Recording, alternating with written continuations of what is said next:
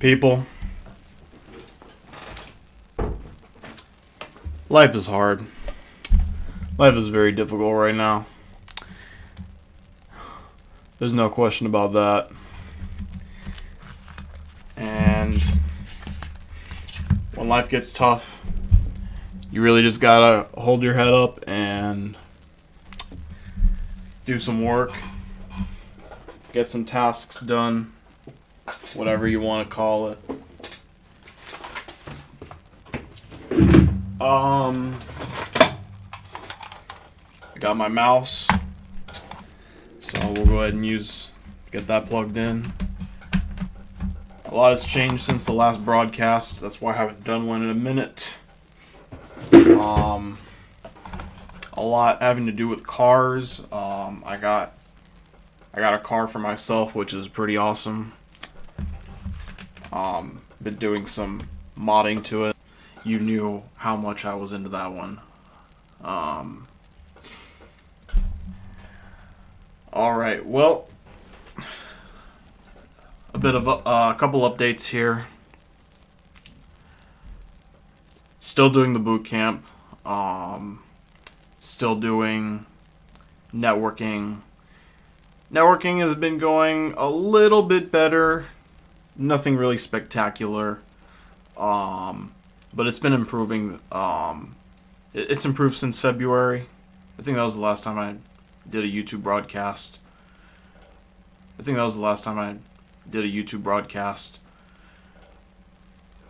Let's go to the TryHackMe room. It's gotten a little bit better. Still no job. But it is what it is, you know?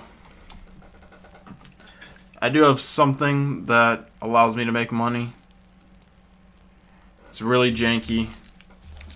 I gotta actually have my phone at the ready right here. This phone needs to be open. I got a screen protector for my, not a screen protector, a case for my phone. So that way it will be protected from the elements. And it has like a leather book style kind of case. It's got like a card holder. It's pretty fully featured. So I'm gonna keep it open so I can make sure that I get a job tomorrow. Usually they send the jobs over like in the evening, so right now we aren't going to get a whole lot of those. But yeah, I'm trying to do that to keep my head above water. Hopefully we can succeed in that regard, because this job market is very competitive. I hope everything's working.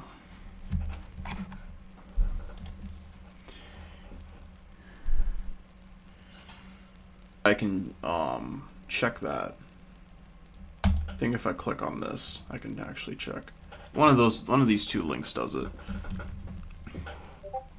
We'll just have to wait that out. I'm gonna mute Discord because nobody wants to hear that stuff. I really should just mute the site.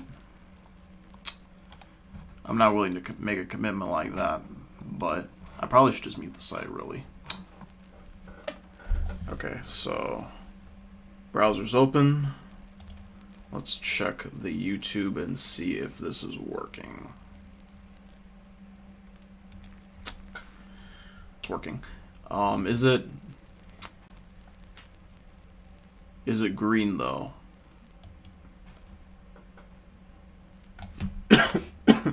This damn cough too. This cough is ridiculous. It's literally never gonna die. I mean, I've been waiting for 3 weeks for this cough to go away.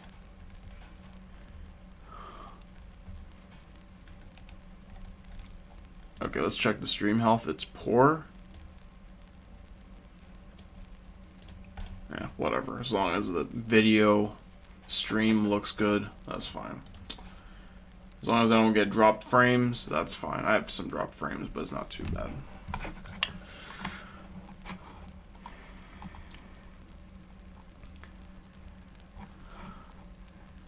But yeah, like I say, I gotta find some way to make money. I have a couple of methods. Um, I actually applied for that ATC job, so we're gonna see how that goes. I really have no reason not to get that. It's the best out of all of them so far.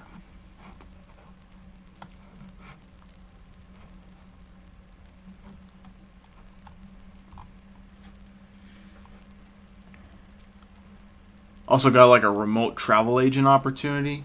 The problem with that is that you have to pay for that up front. And the thing is that I can network, but here's the problem, right? I live in the travel epicenter of America, right? You think the people who are in the travel epicenter are going to want to travel somewhere? I mean, I do, but I think I'm in the minority. Maybe I'm mistaken, but I think for the folks who are like trying to fly somewhere, go get a hotel, maybe a rental car, those kinds of people, they go here. They don't go from here to other places. That's just what I think. Based on the people I know, my family doesn't really go out that much. If they do go out, it's for family, not usually for vacations. Because you all know a family isn't a real vacation, family trip. Um, it's a break, I guess. But I would not call it a vacation. It would be different if you like took your family members to go somewhere, but if you just go to where your family's at, I don't think that's it. I don't count that as a vacation. But yeah, I'm not really gonna try hard right now on these rooms, um, unless it's gonna benefit me. Because here's the thing, right? I'm actually considering just getting just. It's hard to really explain exactly what I'm gonna do, but I'm thinking of putting cybersecurity kind of on the back burner. I've already pretty much done it at this point, but what I'm trying to do is I'm trying to get these TryHackMe things done as soon as I can. Because the sooner I do it and the more rooms I do, the less my queue is gonna be, and then we'll be in a better position. We'll be better practiced. We'll still be in the game.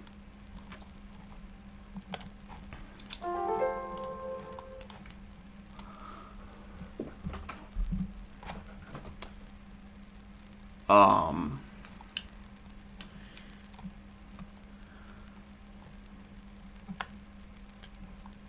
but yeah, I mean,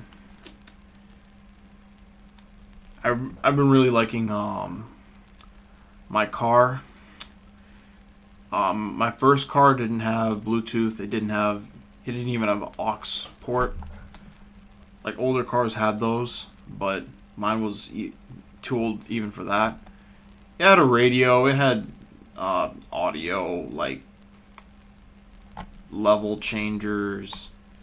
You can adjust where the audio is playing and stuff like that. So that's pretty good. You can adjust the bass and the mid. But in terms of connecting your device to it, there really wasn't any way to do that. You could probably use like a Bluetooth receiver, but my radio already was pretty jank. So as soon as my like cheap ass wired one went out, I was just like, I'm just gonna play it, maybe like on a Bluetooth speaker or something.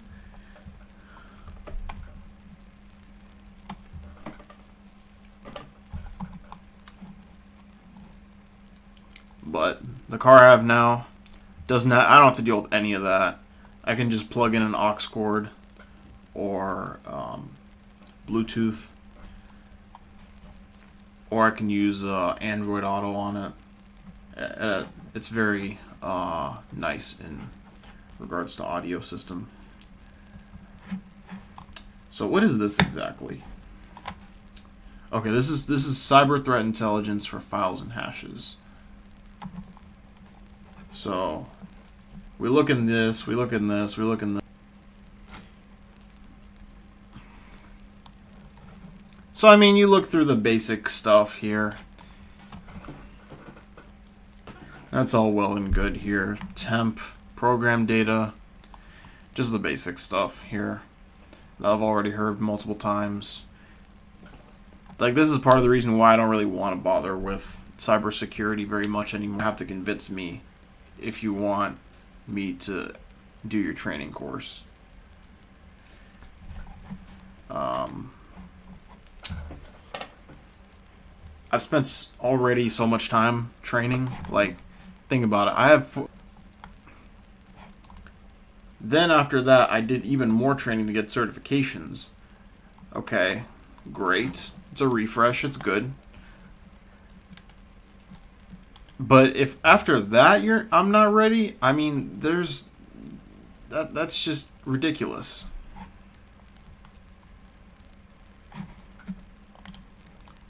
Come on now, I've already spent 9 years. And I have experience too, by the way. Just by the way. Just in case you wanted to ask that, do you have experience? Yeah, I actually do. And it doesn't even matter. I've experienced both in the IT department and in education. Regarding IT courses, I mean, come on now. Like, we're wasting our time here. We don't have...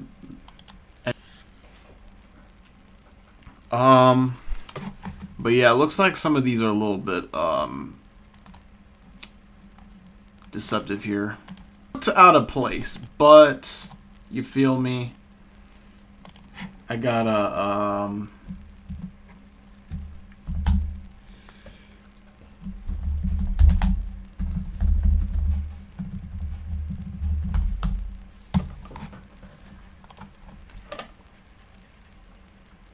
probably should have brought some water with me.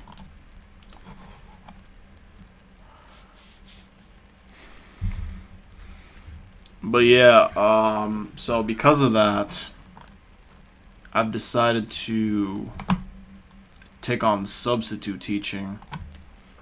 And it sounds like a great idea. Not in terms of the pay, but whatever. What are you going to do about that? But the problem is that when you do that kind of job, the opportunities come to you. You can't just have a regular substitute kind of position. You have to just take them when the absences come to you. And if you think about how many people are doing substitute teaching, it starts to get pretty problematic. Very competitive. So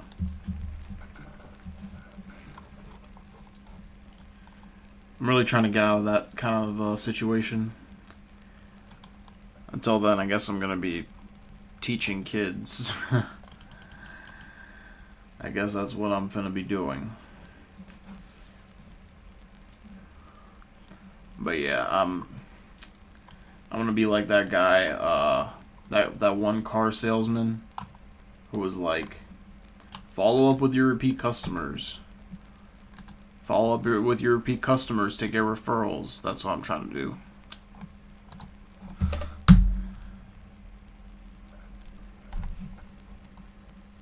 I'm not in the right folder.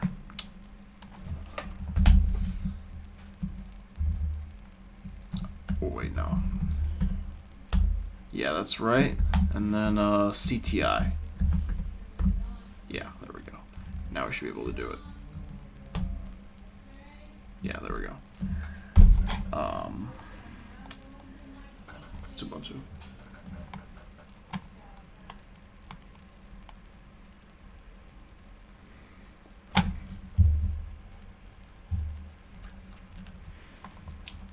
All right.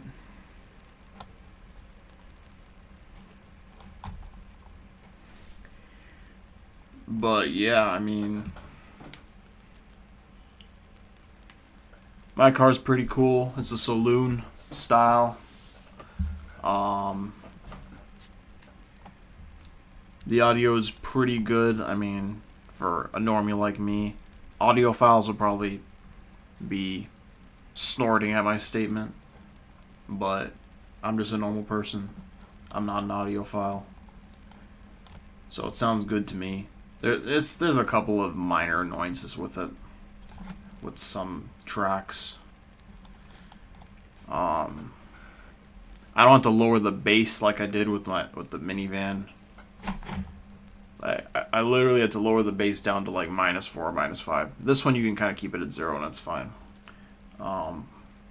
But the treble is actually pretty low, so I actually raised the treble to max. Because I usually like songs with a lot of bass, so the treble is very subtle. And I don't want the bass to overpower it. I want to be able to hear the whole track.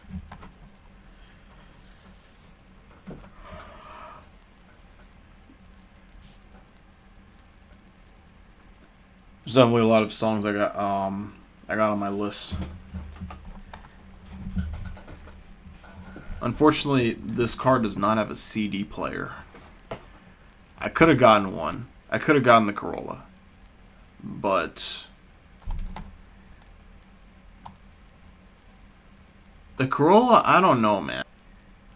It'd be one thing if it had like a 6-speed or 5-speed automatic. It has a CVT, guys. Nobody willingly chooses to drive a CVT. Unless the automatic transmissions are complete garbage. But in terms of the Japanese automakers, they all use CVTs. Unless it's like an enthusiast car or something. But then your spec is you get a CVT. It has the drone, which, I mean, that's not a big deal to me personally. But it has the drone. I think it's worse in the hybrids than it is in the gasoline models. But the drone is it's not a big deal. It's not a big deal at all, in my opinion. I do like the sound that the 6-speed automatic makes more, but I'm used to the drone. You feel me? My first car was the first car I drove. It had a CVT in it. It was an eCVT. Similar but different. But they both have the drone.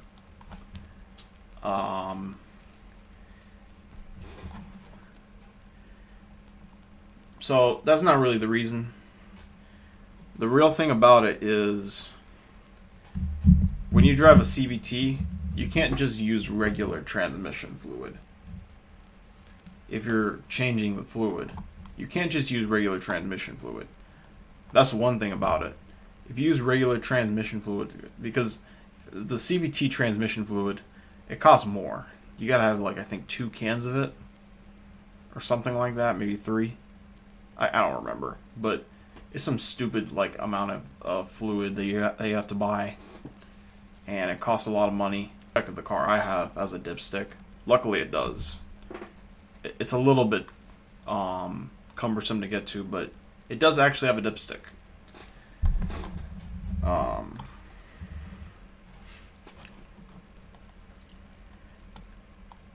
And admittedly, I didn't even bother checking the level. I was just like, you know what, let me just drain out the fluid, fill up whatever came out, and just start a car and hope for the best. Because that fluid needed to be changed. And I didn't want to buy more fluid than I needed to. I just got 4 quarts, you know. That's it. That's all you need, really.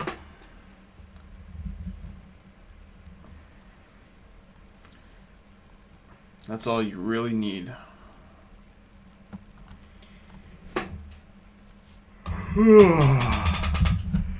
So yeah, I used all of it. Unfortunately, it kind of made things a little bit controversial with the dealership because I bought it from one dealership and then I didn't pick it up because I had to drive far away to get there, and I wanted to call them before I got there, and they didn't pick up the phone. And I was like, let me just cancel the order. And now they want to be like, your order is ready. No, and the good news is that I pay with PayPal, so I can probably get my money back. I even tried contacting the vendor through PayPal. That didn't work either. There's literally no way you can contact them unless you go in person. Probably, maybe you can contact them then, but it's not. There's no point. I wanted to get the damn service done already. I really did. That fluid needed to be changed. It's a 60,000 mile interval. I was already on 75,000. I need to just get the damn service done. I could tell the fluid hasn't been serviced yet. So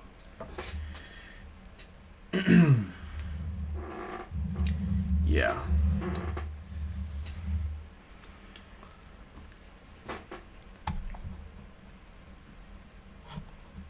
And some folks go overboard with the service. I think for certain cars you need to do a flush and you need to do a fluid or a filter change. I think for Japanese cars you'll be fine with just doing the drain and fill. Because they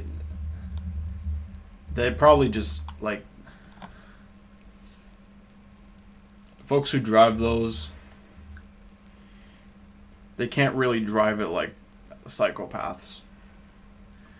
That's my justification for it.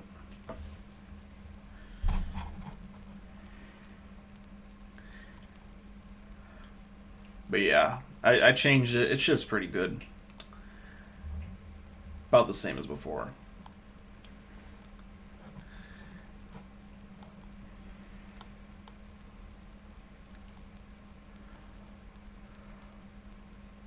So much better driving that than the Subaru.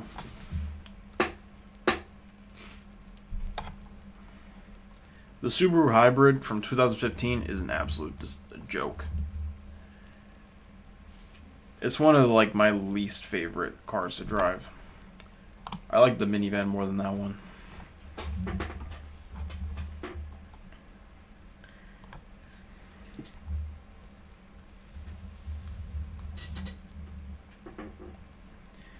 But yeah, I'm gonna pay off this car, and then the next one, I'm not really sure what the next one's gonna be.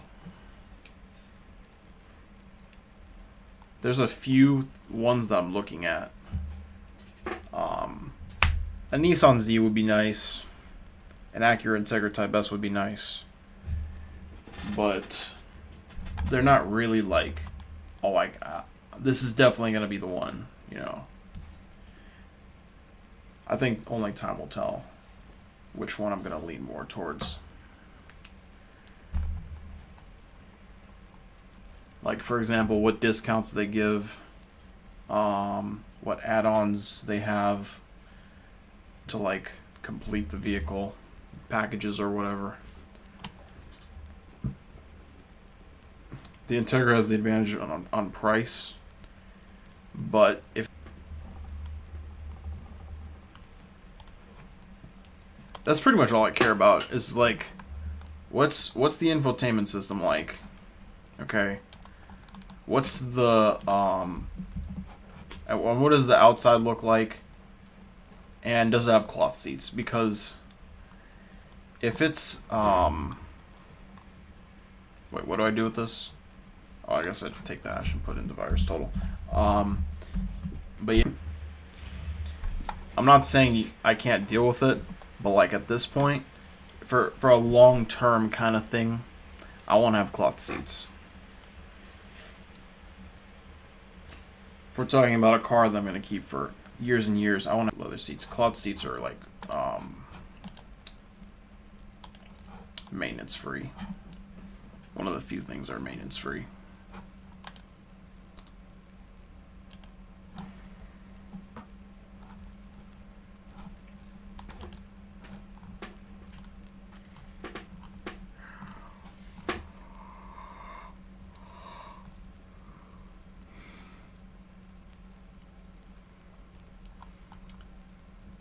So I'm not really sure I understand this question here.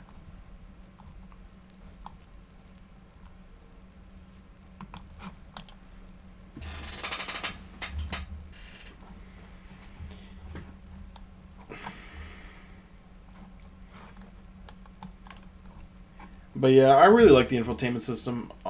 It's kind of slow to start up.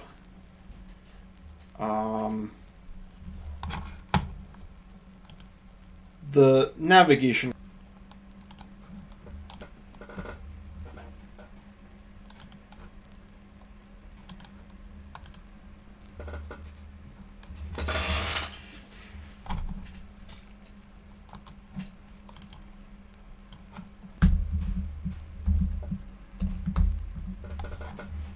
Why is it still not working?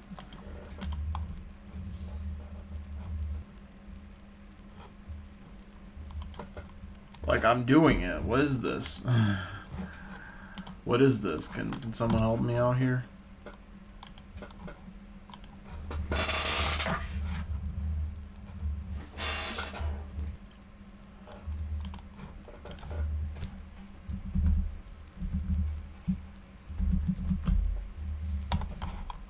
It still doesn't give me anything? What are we doing here? Use the try detect this platform. Oh, this? Ah, okay. There we go. I ain't even ever heard of this tool.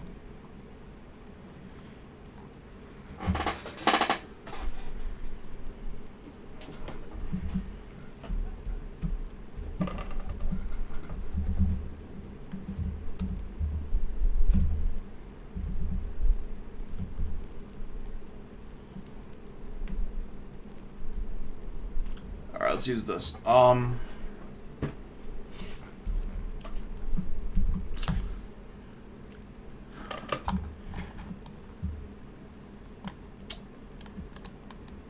But yeah, in terms of improvements, I mean, there's a lot of things that you can do with the car. That fucking dipstick for the transmission and for the oil, because they're probably going to get rid of that too. I mean, that's an embarrassment. Every car should have as many maintenance indicators as they can, you know,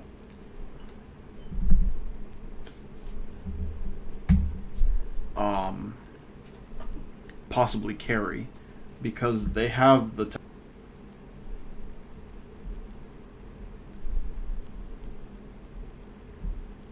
so it's a big missed potential. Not malicious.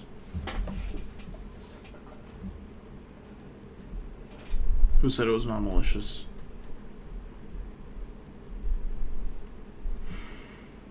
Who was it? Come on now.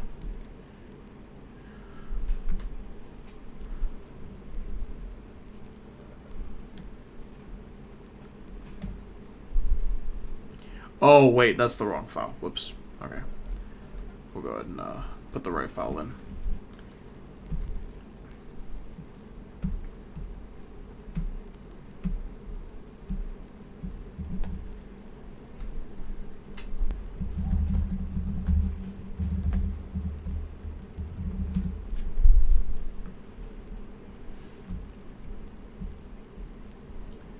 Persistence and escalation, T.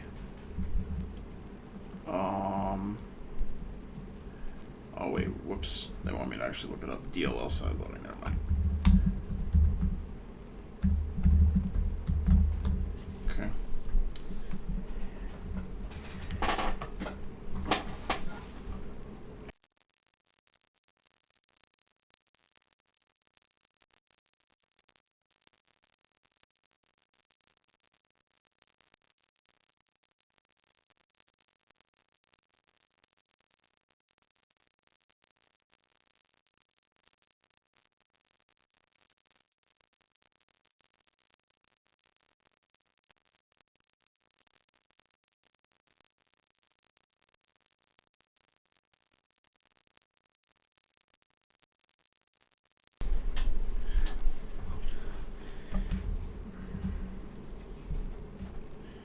But yeah, in any case, yeah, maintenance features would be great.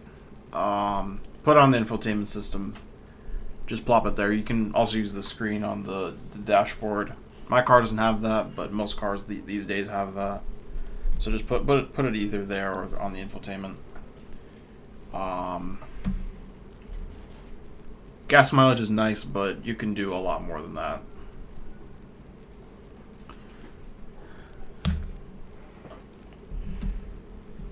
You can do a hell of a lot more than that, because the thing is that the car knows all these things, but they just don't tell you. They know the current temperature of the transmission. Okay, they already know that. I mean, it sounds like most people aren't going to use the battery voltage, but when you have it available to see, when you can see the voltage, you know how much longer you can use the accessory mode. Like, that's useful. I think people are severely underestimating the battery voltage. At least have like a stat. What the fuck do they call it? State of charge indicator. To show how much battery you have left. Like, they could do a lot. They really can.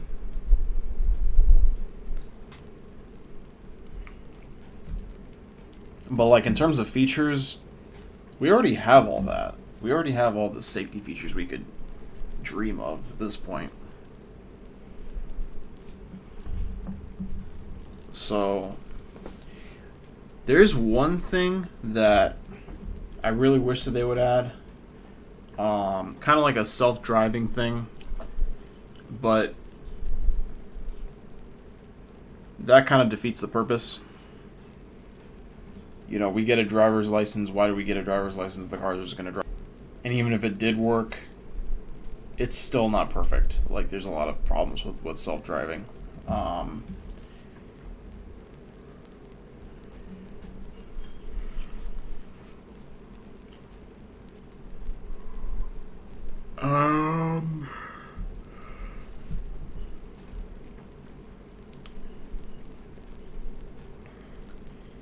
But yeah, for me, I think my dream car feature is one of those rush hour traffic auto driving things. If we could have a feature where you can enable it, you can press the button in your car, or I don't know, touch a setting on your screen, whatever the fuck they do.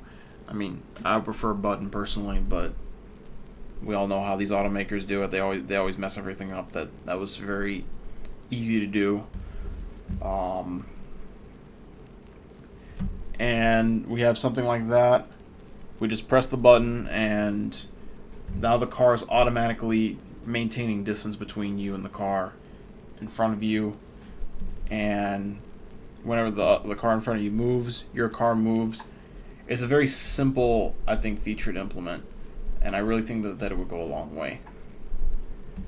I don't think it would be very difficult to do that. We already have radar cruise control. So I don't know if I mean, like, it's not gonna work for like, radar cruise control doesn't work for that situation because it only works at higher speeds. So if you use radar cruise control, once the car in front of you stops, it's gonna automatically deactivate, and now you're gonna have to, brake on your own. At least if that's how radar cruise control works, maybe we don't need that feature.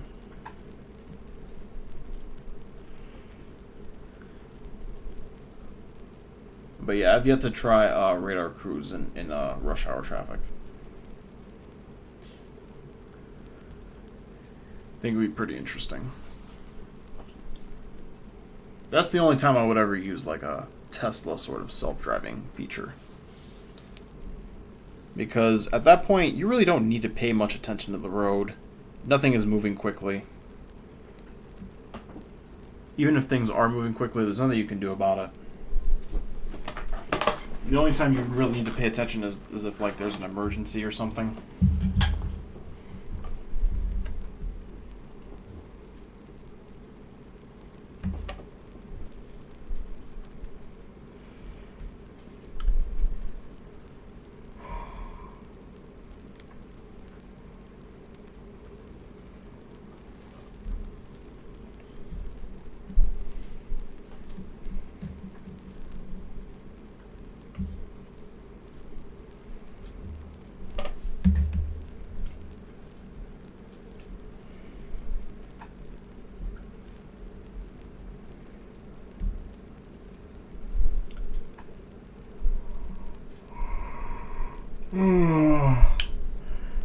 But yeah, I want to try a couple more things. I want to try and use Forescan on it because I know it's a Mazda underneath.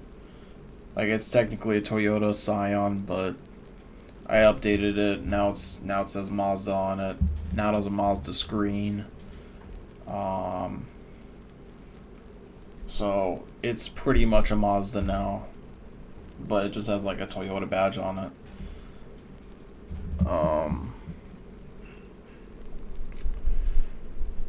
So I want to try and see if I can get some features, like through wiring or whatever, because I think I could do that. If I just had like the part, I could just wire the part and then, you know, get some new capabilities. I'm definitely gonna try to do something like that, because I think it's possible. I have the screen, so the screen is probably gonna let me enable and disable that. But that's all. This is all theoretical stuff. Well, that's how I want to mod my car. I don't want to mod it to like get more power or whatever. It's not a fast car by any means, but I think it has enough power to deal with like normal driving situations.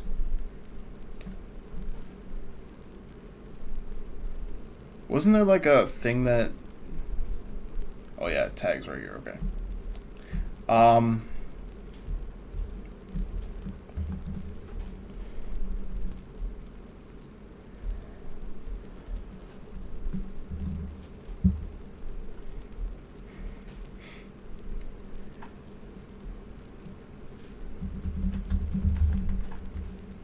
But yeah, that's how I want to mod my car.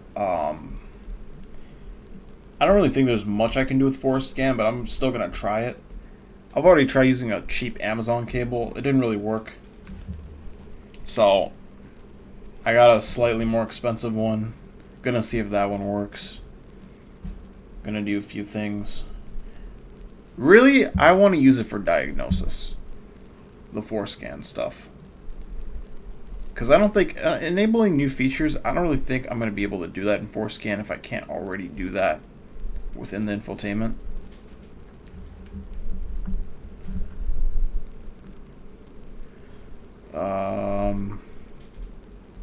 Payroll.pdf.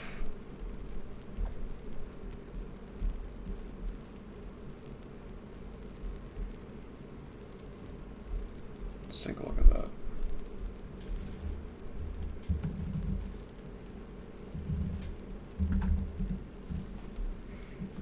Okay.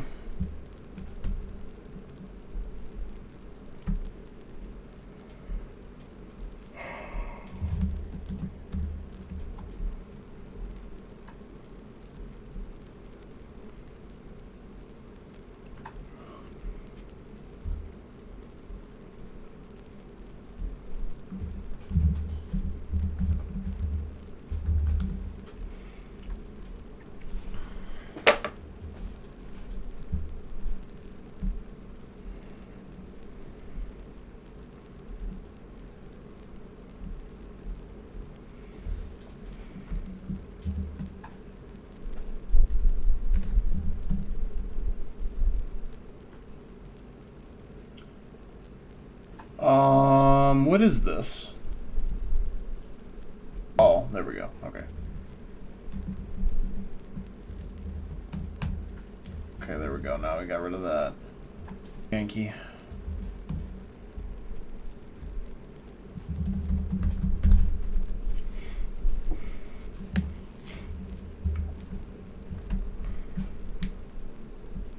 It's a lot. That is a lot.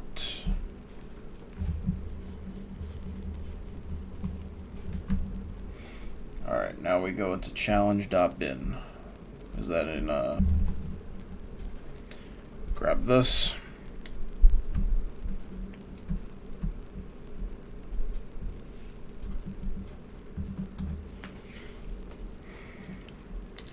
yeah, folks, I mean, in regards to the car itself, you know, I've pretty much spoken everything I need that I want to say about it. There's a couple issues outside of the infotainment. The defogger doesn't work in the back. In the front, one of the map lights doesn't work. I could probably just replace that.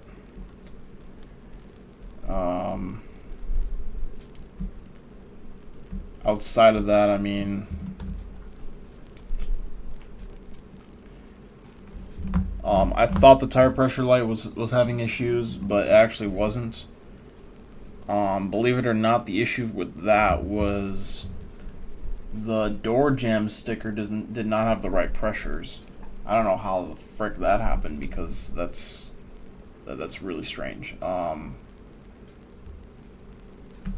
gotta go to virus total. That's really damn strange.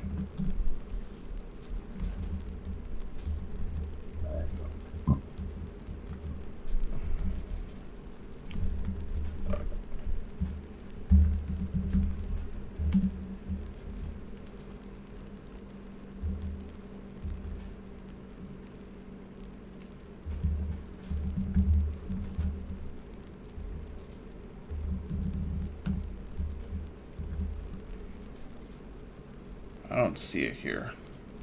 Akira? Oh, it's probably Akira, actually. And the other one is Foul Cryptor, I guess.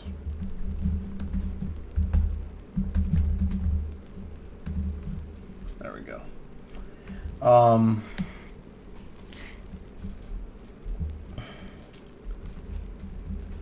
In terms of getting the car, that was pretty interesting. Again, I was looking at a Corolla. At first, it was between a Corolla, a Mazda 3, and a Honda Civic. And the Civic was going to be like the last resort kind of thing, because the Civic's a little bit cheaper, it's a little bit more common, but it's also the least feature-filled one. I mean, it has some like technical stuff, but in terms of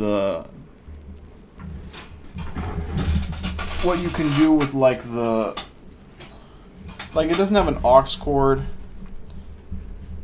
I don't remember if it had Android Auto, Apple CarPlay. I don't remember if it had that.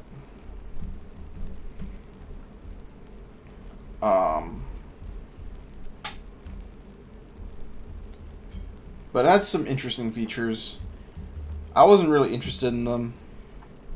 If I had like the document on this computer, which I don't have it, I could tell you what exactly I put down as the feature list. It has like an internet browser on it, which is pretty wild. If you like do the right kind of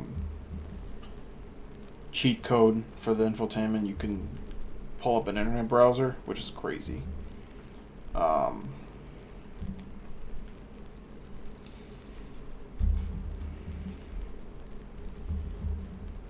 I guess that's just how it is with Civic. They just do everything first. Really.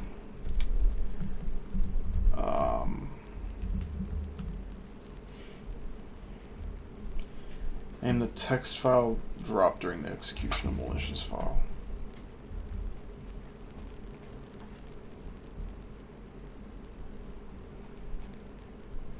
This, actually there's two of them. They want the longer one though. That's not the right one. It's gotta be this one.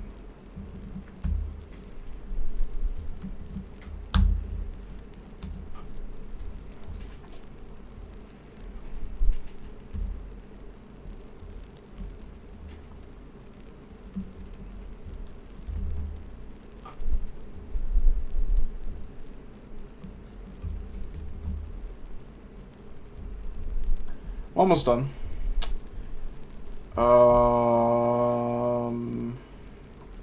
Let's check the PowerShell script here. Bingo.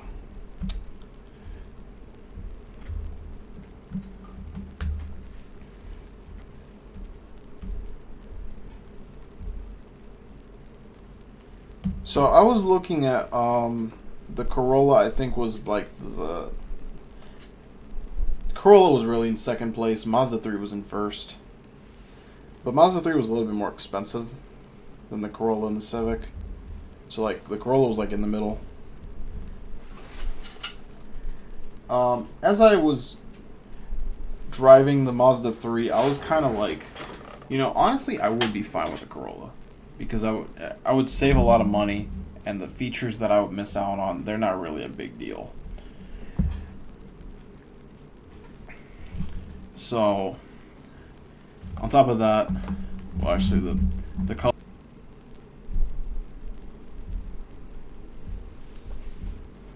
Which Scenic is this? Okay, this one, right? No, it's not it. No, this one is this one.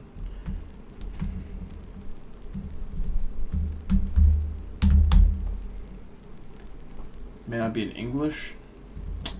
Come on, brother. How is it not in English?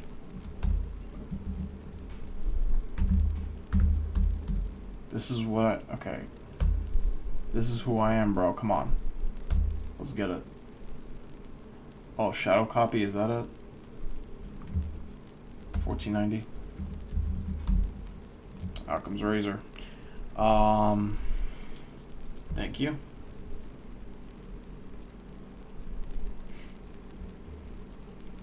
Room completed. This was light work. Actually, was it? Is this an easy room or?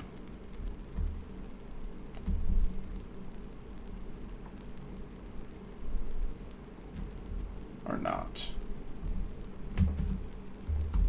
Let me see.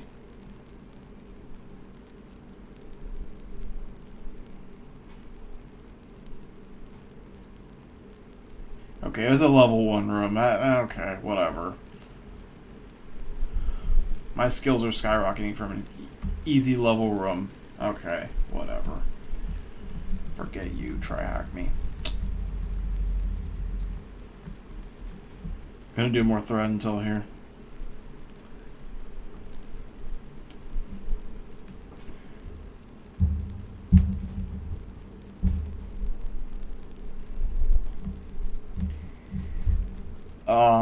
Anyway, so the first car I was looking at, actually the first car was the Corolla SE.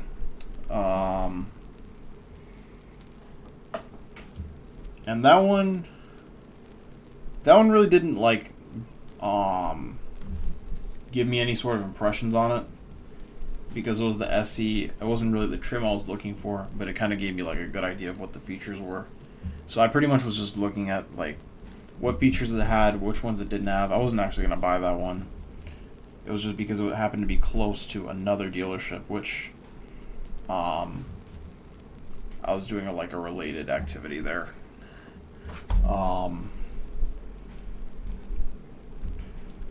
So I looked at that. That car inspection didn't really count. It was so. Then I went to look at the Mazda 3, 2022. That one was very trying. It was very, how should I say it? It put pressure on me because it took a very long time to do anything. Like first we had to get to the car. Literally the salesman took me on a golf cart, which is absolutely insane. So we had to navigate through there. It was under a freaking tent, which was also insane. The car did not start. The salesman had to go back on the golf cart and then go get a jumper pack. I mean, come on, man. So that was the first thing. Then when we got in the car, the freaking mirror was falling off, the center mirror. And then when we actually got the car to start, the freaking AC completely didn't do anything. It blew hot air. So that was another great sign. And they were like, "Oh, we'll fix that." Will you though?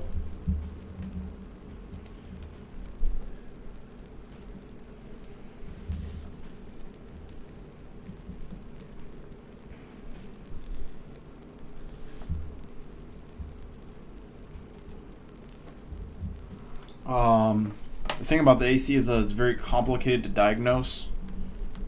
It can be simple. It can just be a leak, or like I don't know what else it could be like, but it ended up being the compressor, which is not good. Because if it like broke something, and that's not what you want from a car that you just bought. So, wanted to see where it would go.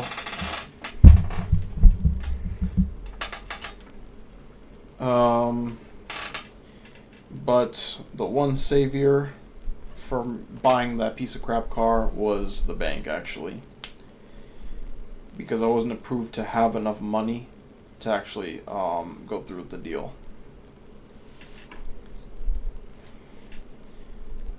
And they had this ridiculous $2,000 lifetime warranty. But the problem with the warranty is that it only covers the powertrain. It doesn't cover anything in regards to the AC or the charging system or whatever. Or not the charging system, but like the stuff inside, things like that. It's allergic to those parts of the car. So, if the AC is broken, that's not going to work. Because I'm paying $2,000 for its warranty, but the car was already in shambles before I even bought it. So, the warranty is supposed to protect a good car, not protect a car that's already broken. What's the point of that?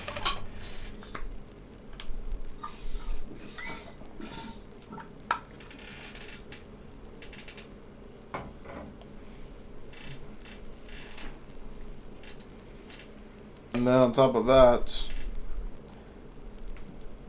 they said that they had like a couple of solutions for my one was, but the second one was to put a deposit. And I was willing to do that because my parents did that when they were getting a car, but I didn't understand the ramifications of it. And the finance manager didn't even bother to stop me. He was just like, "Okay, let's put your $1,000 down." Like, that deposit is insane. Do not ever put $1,000 as a deposit unless you found like a really rare vehicle, but otherwise do not ever do that. You're just asking for trouble.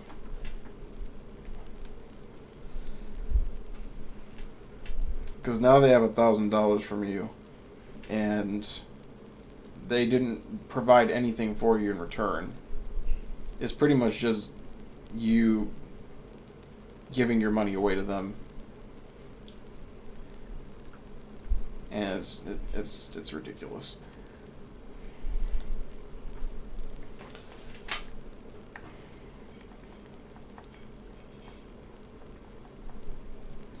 And honestly, that car,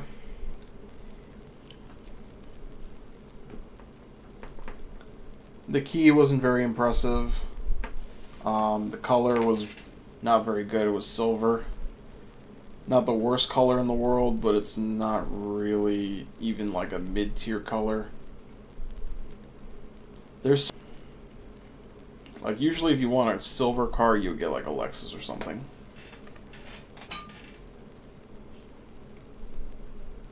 A Mazda 3, no. That car does not look good in silver. So they wanted me to pay top dollar for a car that has all these issues, has a bunch of things that I don't really care for. The good news is that it wasn't all-wheel drive. It was naturally aspirated. So at least it doesn't have like a turbo I gotta deal with, or a differential. But, and tires also, where you have to replace all four at the same time, which sucks. Car, I mean, Mazda Connect 2 instead of Mazda Connect 1. Okay, great. But the features, it was touchscreen too, I think. See, that's the part that I don't really understand.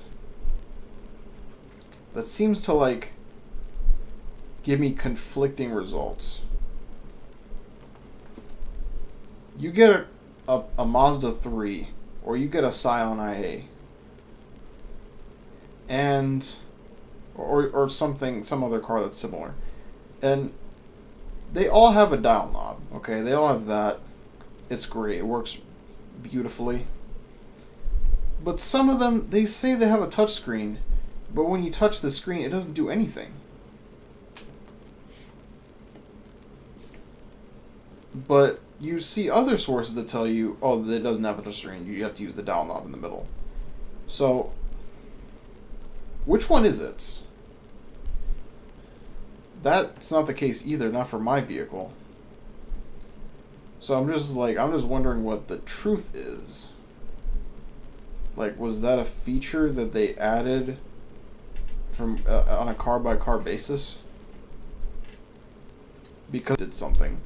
Well, it doesn't do anything while you're driving, but when you're parked, it would work. But mine doesn't even work when it's parked. So, and it doesn't matter if I do Android Auto either.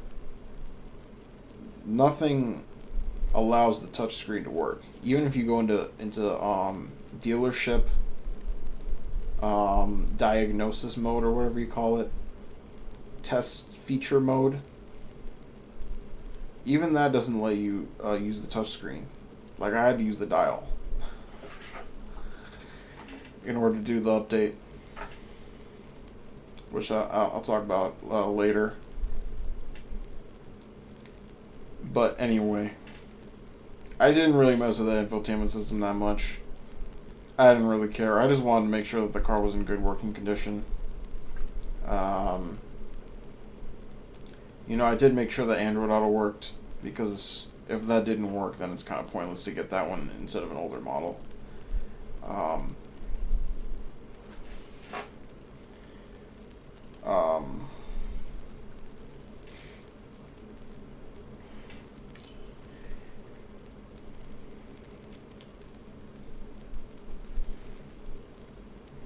But yeah, I walked away from that deal to my parents.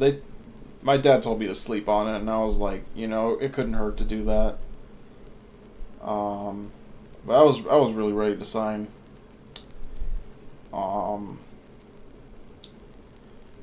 Because it was newer. I thought it was a good price. It really wasn't a good price, admittedly.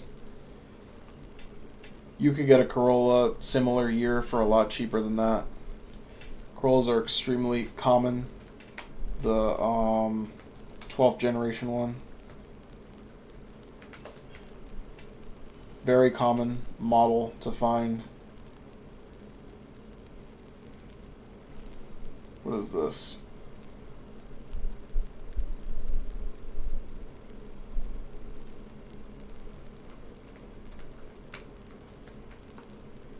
Thank you.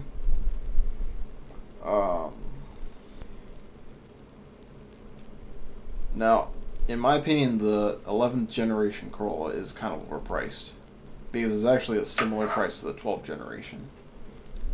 So, it's not just like, the 10th gen Civic with the 11th gen Corolla with the 3rd to 4th gen Mazda 3. It's also the 11th gen Corolla versus the 12th gen, which is just absolutely insane. Like, how are those two competing with each other? There's such a big difference in year, but whatever. Oh, man. What a world we live in, man. The new car is cheaper than the older one. It's like almost the same. and it's more expensive. Like, how the fuck is wrong with these people, man?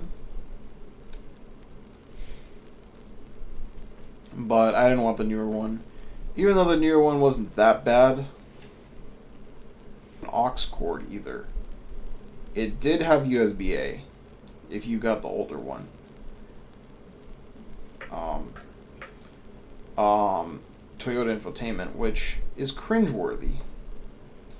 I don't use that word a lot, but if you have one, infotainment screen, it just has music and fuel economy, and that's pretty much it. Like, the navigation is subscription only. It's subscription only. Why? Oh, well, it has Android Auto. Apple's dead.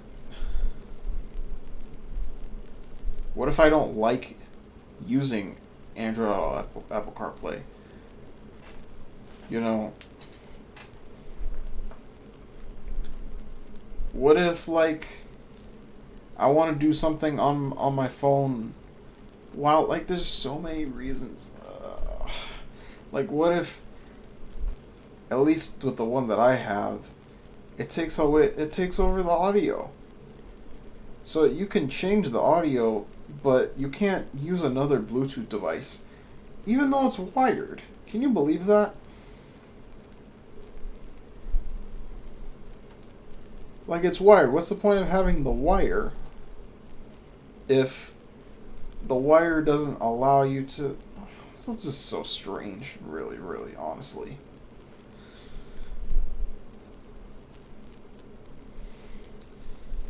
So you need to have Bluetooth on your mobile device, and then you can't have any other Bluetooth device connected. So it's really an annoying limitation. And honestly, it makes me not want to use the feature at all. I have it because of traffic being horrendous where I live. And I gotta have... I would rather have the Google Maps on the screen than on the phone. And I have to listen to the navigation directions. So I'd rather do that. It's pretty good for that. But it's really annoying in terms of the audio. Android Auto needs, like, quality of life updates for the audio. It's not at that point yet where it can take over the car. It hasn't earned that yet. It acts like it has, and it's just really annoying.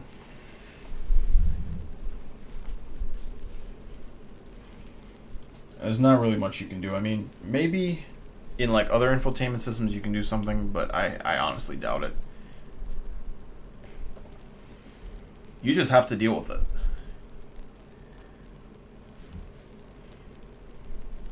Whatever.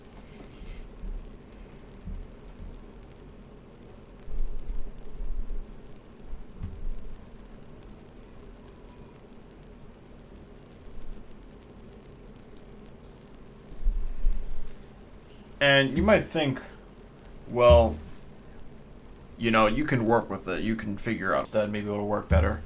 And I do have an iPhone, and I've tried Apple CarPlay, but it really doesn't do anything that Android Auto does not do. The only thing that I can think of for Apple CarPlay that would be useful is, like, LinkedIn Learning. That's pretty much it. Maybe there's, like, other apps I can use. I don't know. I doubt it. But maybe there's other apps I can use. I can't think of anything at the moment. Oh,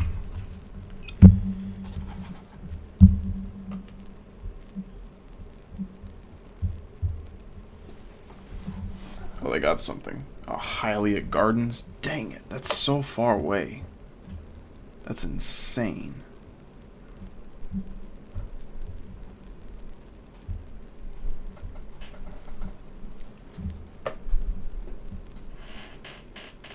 And it's an early start as well, which is bad combination.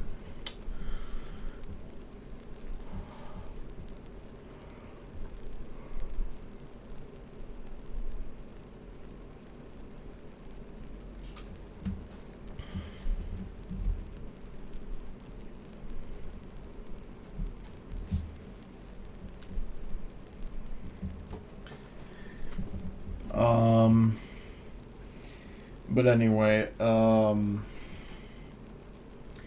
yeah, I mean, you know, the Mazda 3, I think it would have been beneficial if I had like some highway driving. I really think any dealership on this planet, you know, at least in the United States, they really need to be near a highway, because how are you going to know what the car feels like on a highway if you don't have the dealership near one? You can't. There's no way you would know that. And it could be very important. Maybe you do like a lot of longer driving. And I'm not going to use my car for that, but maybe some people, you know, they have to. So in that scenario, how the car feels while it's on the highway is going to be very important.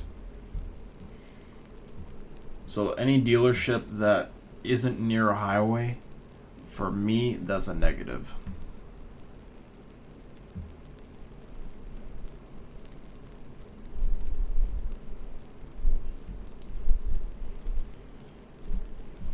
So I really would have liked to use the Mazda 3 there. One of the positives of the Mazda 3 is that it has like soundproofing. I don't think I really need all that necessarily. I think even if I, like, the car that I have actually does have some of that. I don't think it works particularly well, but it does have a little bit of covering.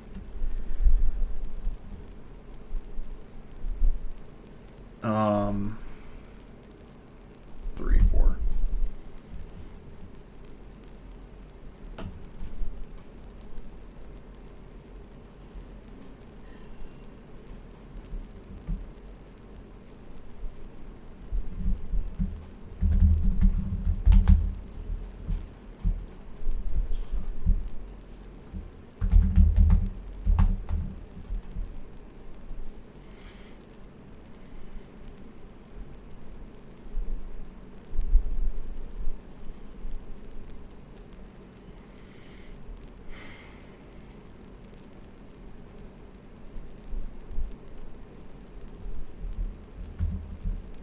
Define the questions.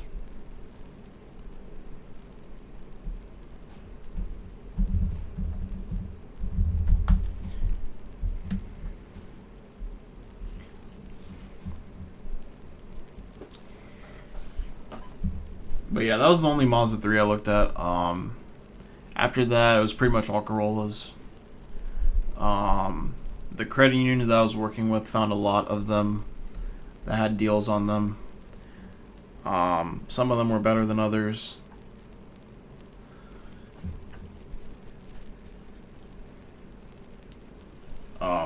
I tried to like break rank and go to a really far dealership just because I felt like it.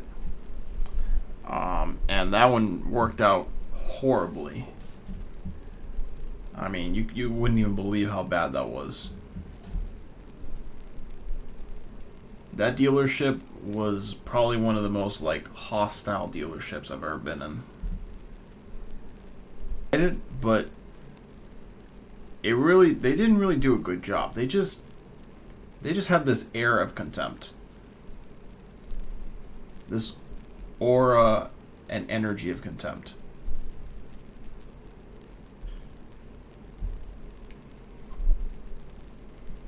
And the car itself didn't even seem that good. It seemed very dirty.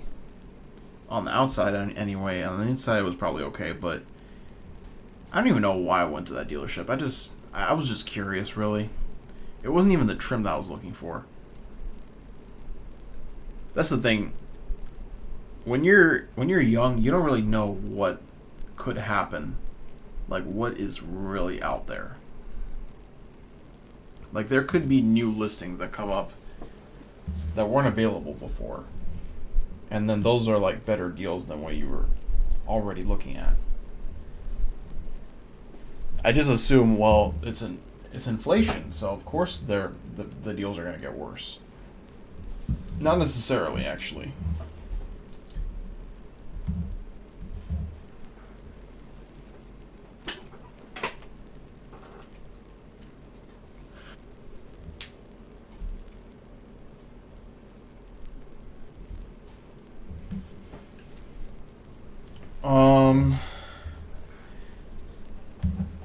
But yeah, like, I then looked at another car that was very far away. It was a better deal, and it was a black car, which was nice. It still was a Corolla. It still was a very fat looking car, very bulbous looking. Otherwise, honestly, the interior is solid on the Corolla. I really like how there's like an individual clock on it. Unfortunately, the car that I have now does not have that. You have to just rely on the screen for it. I really like the general vibe that it had. It had enough features on the dash as well. It had radar cruise control, which my car doesn't have either. I don't really think radar cruise control is a deal breaker or anything like that, but it would be nice if I had it, you know. There's no question about that. The consolation prize that I got was that the car that I have now always turns on cruise control automatically. Like, if I left it on when I turn the car off, then it stays on. It's not like every other car that I've ever driven where it always disables the cruise control and I have to re-enable it. And there's really no reason for that to happen. It's just kind of an extra step to do when you start the car. But I don't have to deal with that, which is good.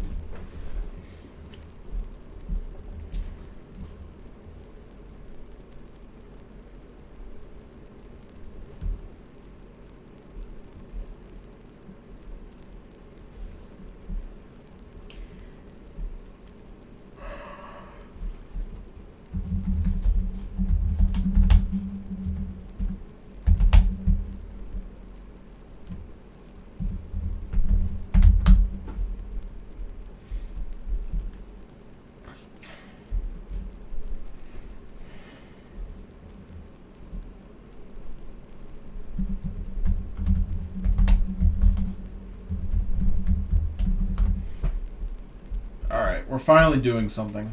Jesus. View site.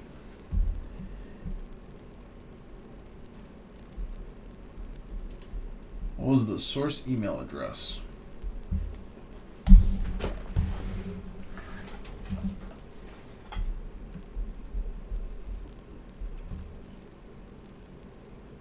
But yeah, one good thing about the car search, I think on my like third car that I looked at, I started getting a lot faster at the inspection part of it.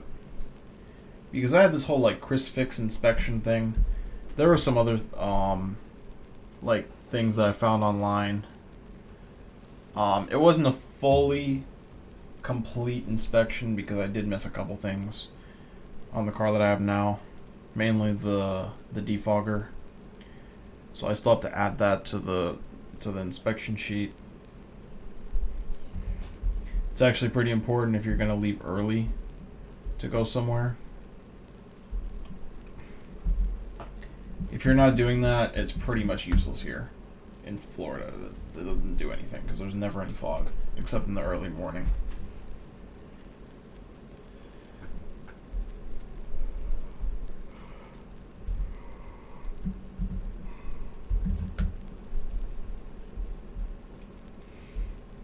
let's see. So let's see, malware tool. Use the information from the SIEM dashboard to answer all the questions. So account logged unsuccessfully. John Doe. Okay, wait. This one is the first one. Okay. Network traffic detected.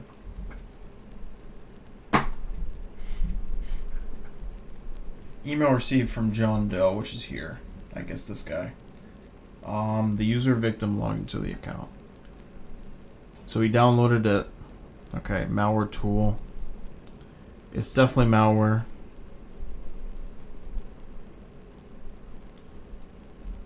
Account logged out successfully. What software tools use the instruction? Let's put this in here.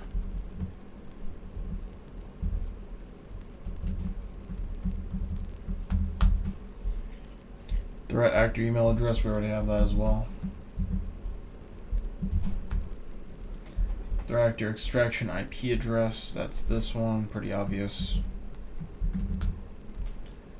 User victim logged account. Who was the target victim? John Doe. Now I can CTI, guys. I'm so glad.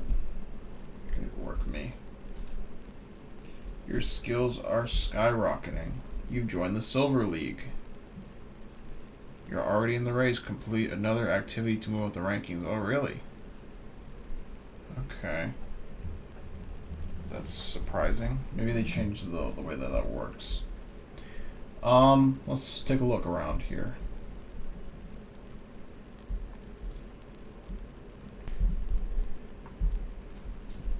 Is this red team?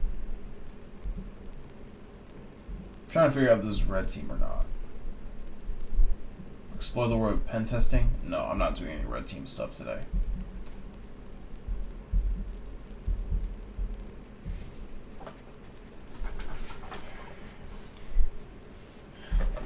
But yeah, I mean, this is kind of why I like cars in general. Because there's always a story to them. I mean, if you just go into the first dealership, you find a story to that.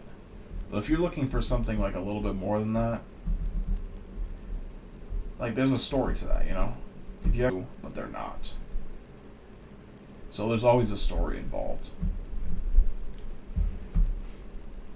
I think that's part of the reason modern vehicles being sold by a private seller.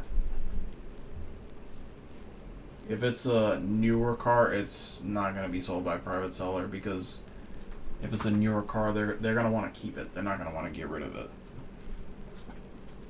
because a private seller would sell it for less than a dealership, but whatever.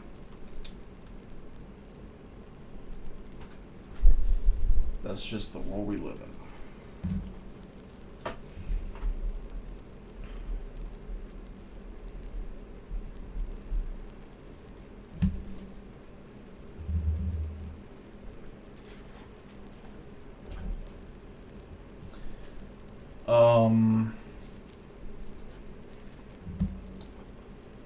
But yeah, one of the dealerships that I went to actually mostly sold salvage titles, or not salvage titles, rebuilt titles.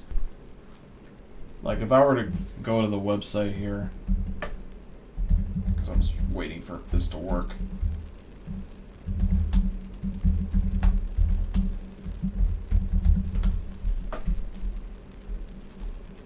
Yeah, if we were to go here, right? This is kind of the website that I've been low-key like looking at, because if I have good credit, I can finance a car here and get a pretty good interest rate. Right now I have good credit, but I don't have like the history. I don't have the number of accounts in order to give me a good interest rate. So, like if we were to search this, you can kind of see where I got like the cars that I'm looking for from. Porsche 911. That car's too expensive for me, but I'm not really super interested in the Challenger, because I heard Dodge's audio system is garbage, and it's way too base heavy. Oh, frick. Okay, let's just turn it on.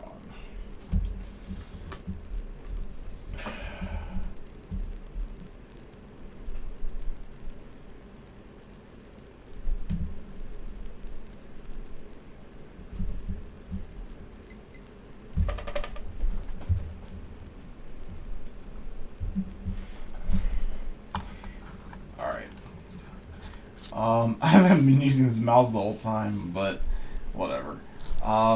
Look at this. Lexus LS is supposed to be 60,000. You get it for 40,000? That's a pretty good offer. Now it's white, so it's ugly, but it's not bad.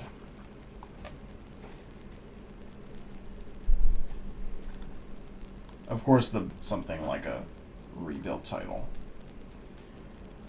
So Charger, Durango, Civic Type R, Acura TLX. I like the way that the newer Acuras look. This one's a little bit because it's a white one, but they used to have a black one here.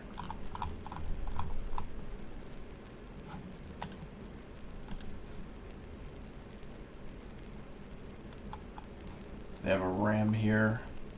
Personally, not really interested in that.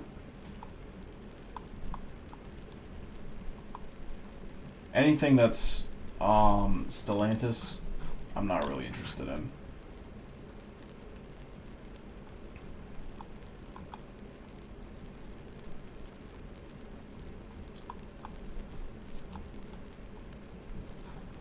They have a BMW 7 Series. I've heard this car is spectacular, actually.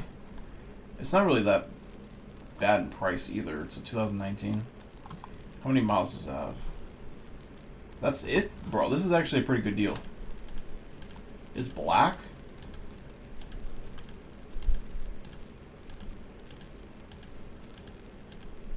Wait, why does it say E on it? See, I don't know shit about BMWs. I don't know nothing about those. At all.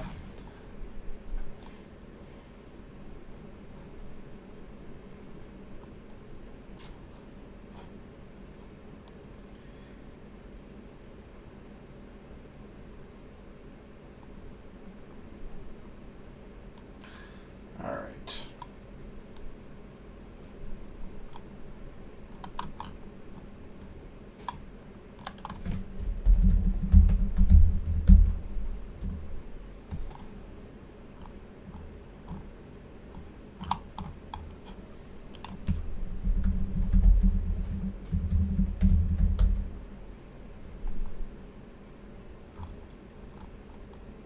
Oh, with the S? Shut the fuck up, man.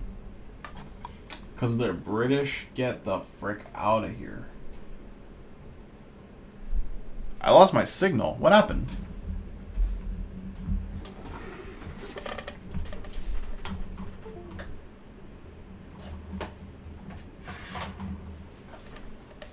One moment, please.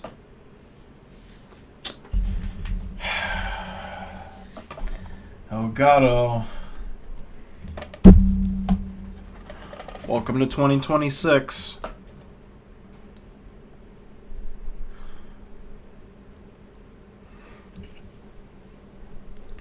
I got this in like 2016, but it acts like it's from 1994. 1994.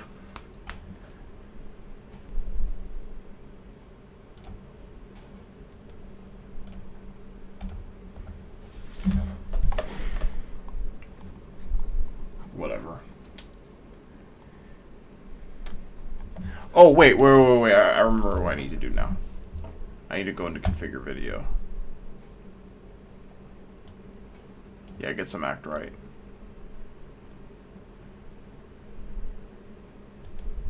Yeah, I remember I messed this up, actually.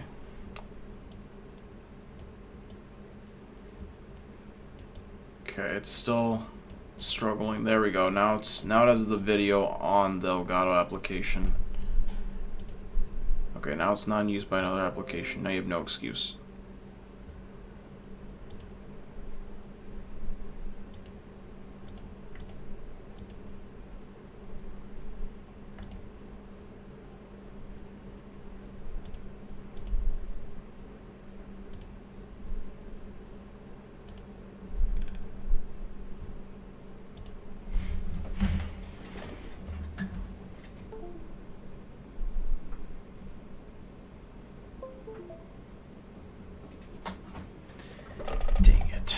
Why did I open up Elgato? What the fuck is wrong with me, bro?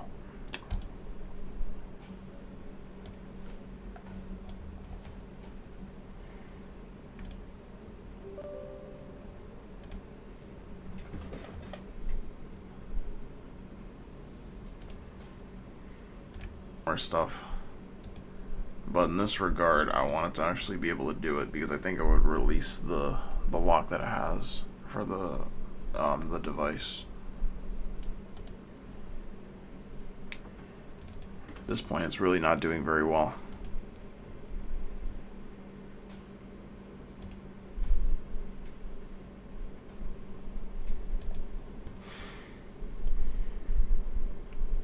Okay, let's try just deactivating it maybe. Okay, I think that kind of released the lock that it had. No, it's not good. Activate it. Configure video.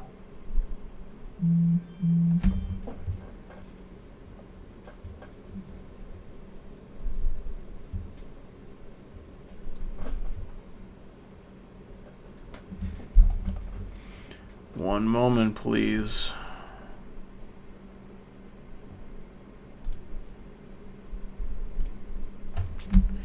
Alright, whatever. We can't do anything about this. Host-based log sources. Network-based log sources. I'm gonna get these pictures here. Web-based log sources.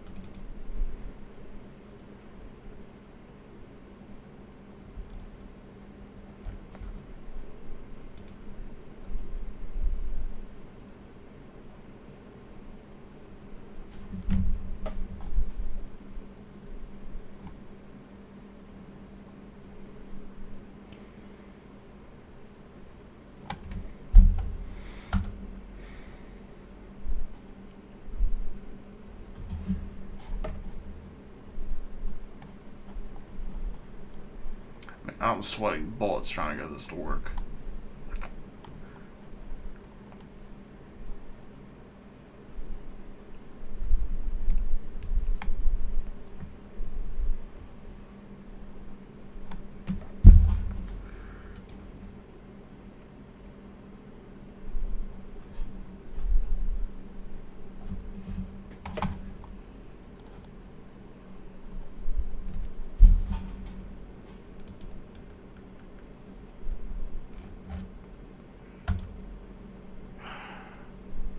Why does it just open and then close?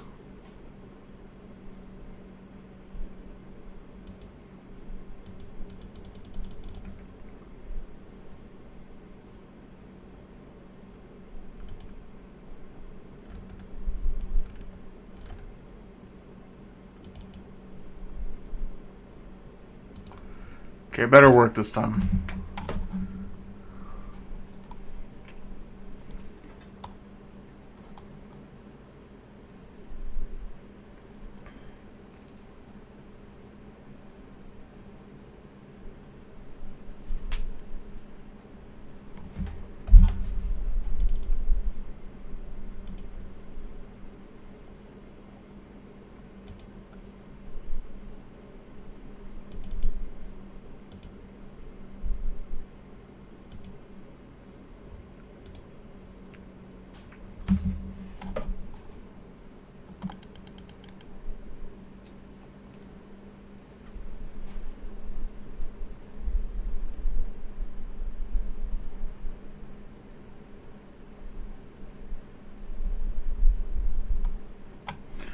I'm disconnecting this thing again.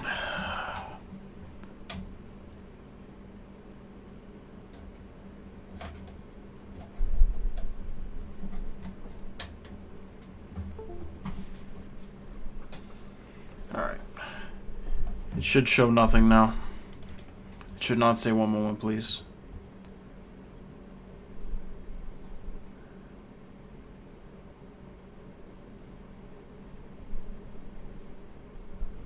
Should say no device is connected.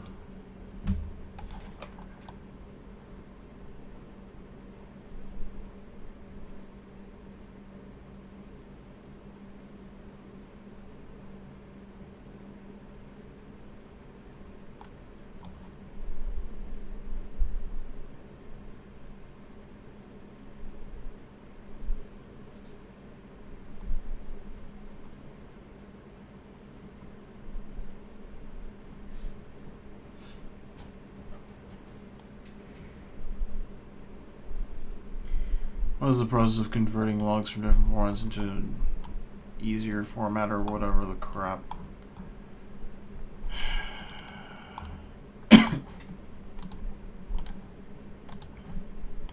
Normalization with an S. While log source type can be used to detect the execution of malicious script.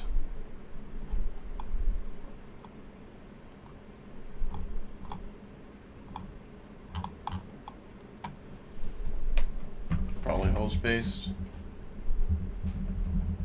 Yep. Host-based logs. Still saying 1 moment, please, which it should not say.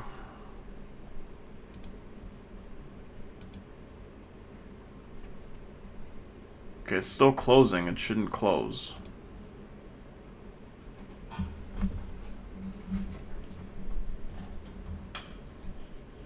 Like, I don't get it. Why is the...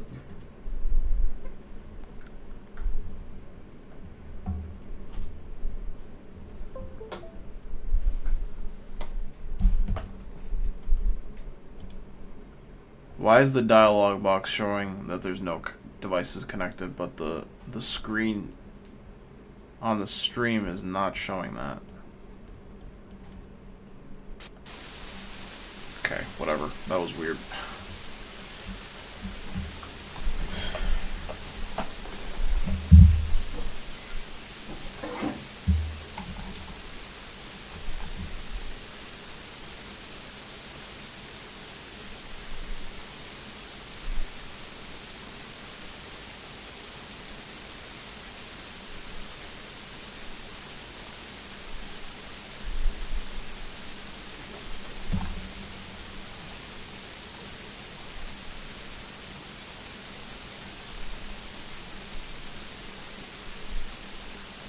Sometimes you just gotta disconnect the Elgato.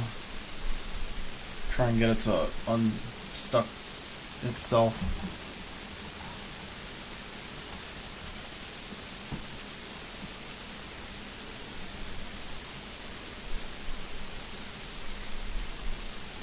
At some point it'll get some act right.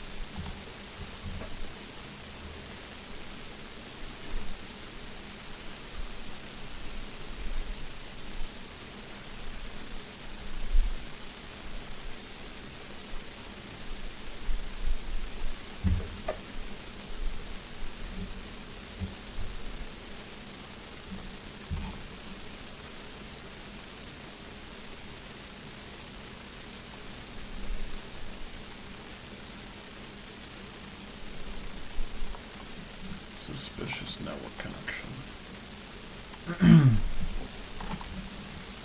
Am I actually going to be using this? Like, I'm a little confused.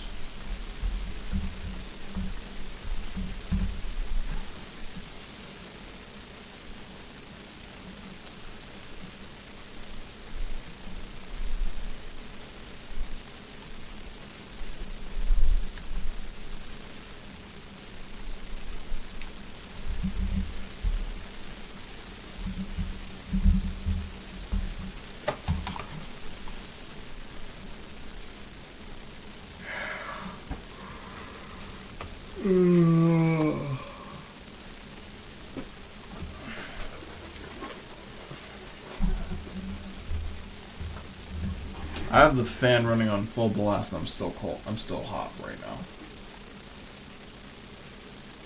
That's how cursed this chair is.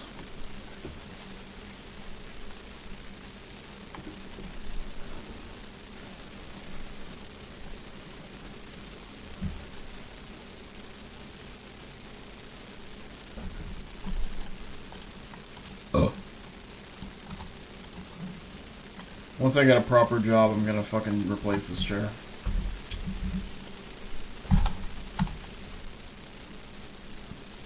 Especially with my back issue.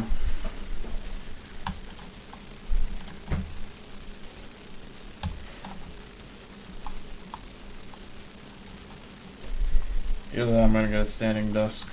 One of those two. Standing desk is probably better.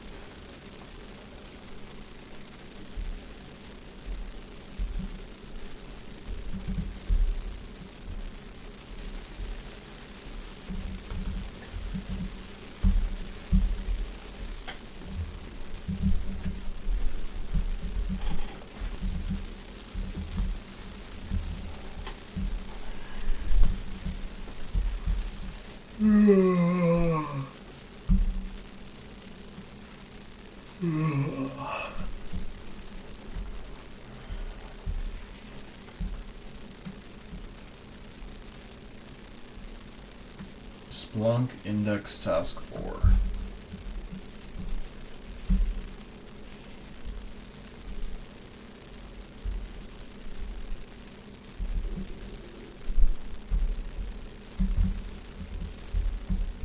I was like, where's the Splunk machine? They keep telling me these Splunk queries, but they're not going to let me actually use it. That's kind of weird.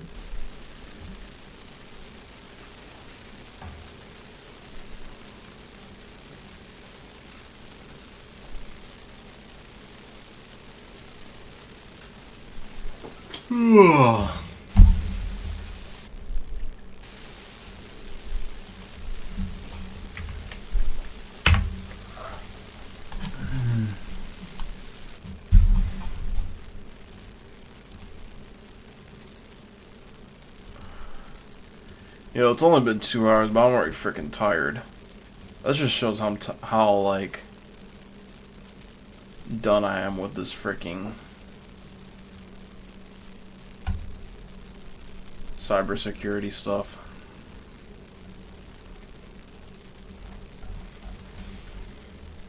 Like right now, I'm just looking for like something to watch.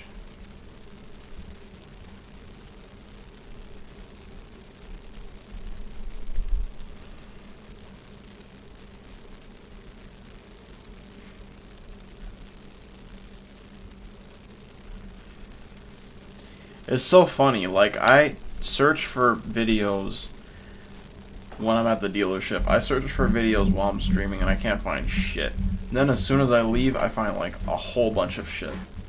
It's really weird. But, I mean, I guess it's pretty good for focus.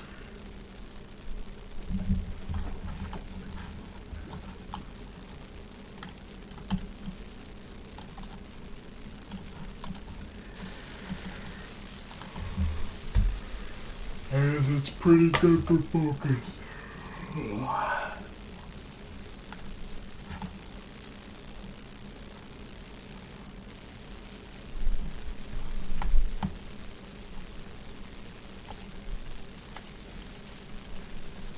I'm looking at the wrong thing. Oh, yeah, this. Okay. So what are we looking for first? We want to find the IP address. That's the first thing. So we'll get this.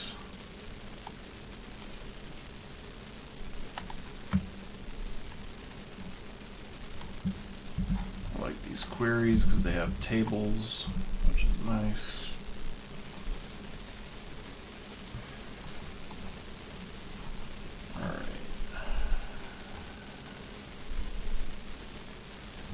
I don't think this is the right one.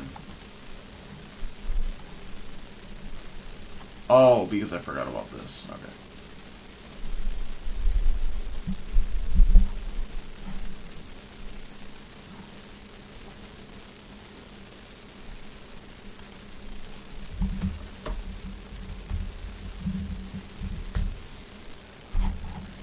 Alright. There we go. Now we're doing a little bit better. So, which IP address was the connection established with? So we have about 76 events. It's not too bad to find it.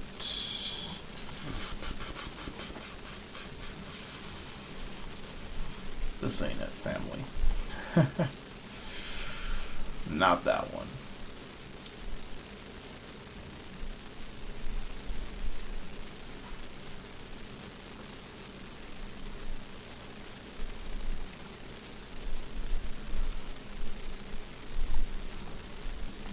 So we're looking for 5, 6, 7, 8.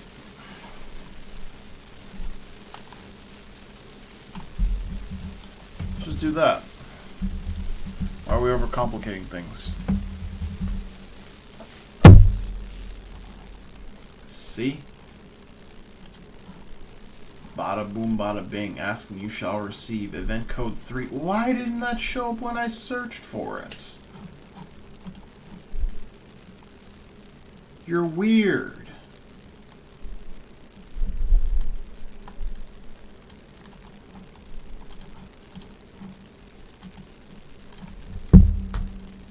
Okay. What was the problem with the last query that I was using?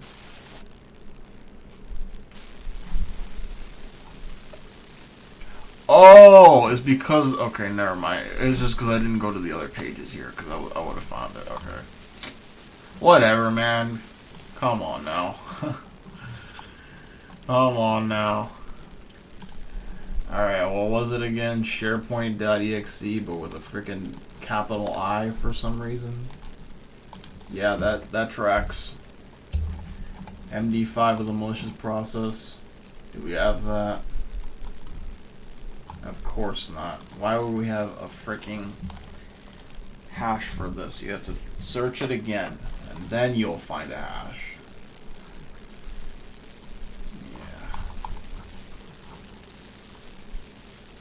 Yeah. Yep. There you go.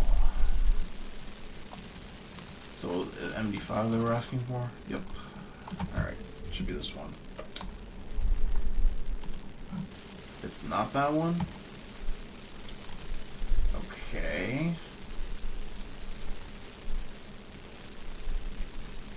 Kind of strange, but, you know, it's not the only one out there.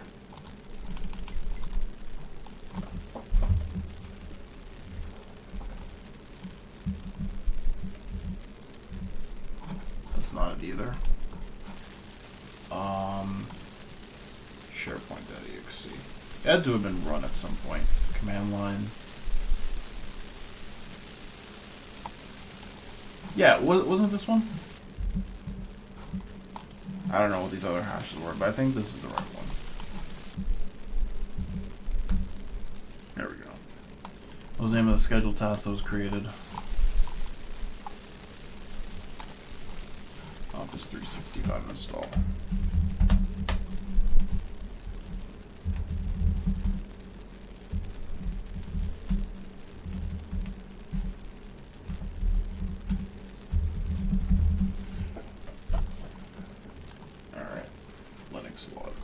Still haven't used this attack box yet.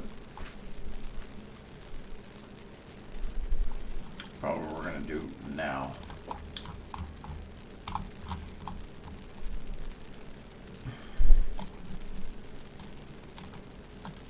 So this is pretty obvious what this is.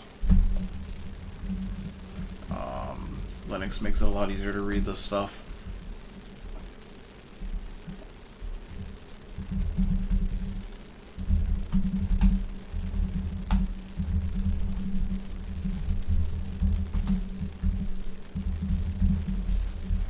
Okay. 97 events. That's for authentication. Privilege escalation behaviors.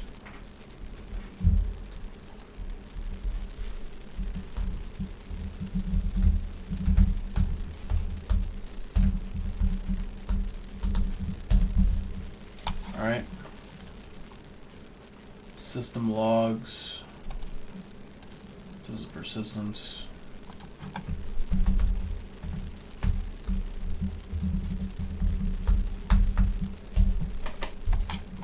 Bingo.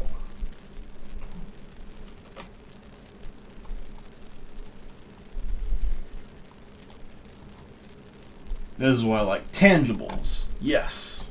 Tangibles. Queries to type in, to input into Splunk. That's what I like to see. Even if I don't use Splunk at the job, I can still do something similar because it has like a similar sort of query language.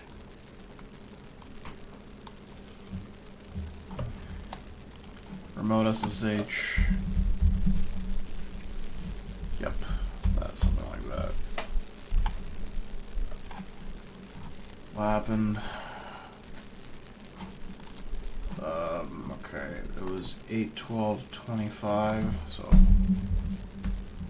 2025-8-12. And what time? 9:52:57.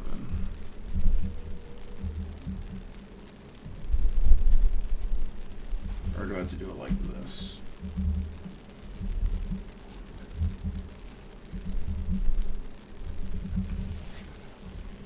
Okay. That was too much effort for something so simple.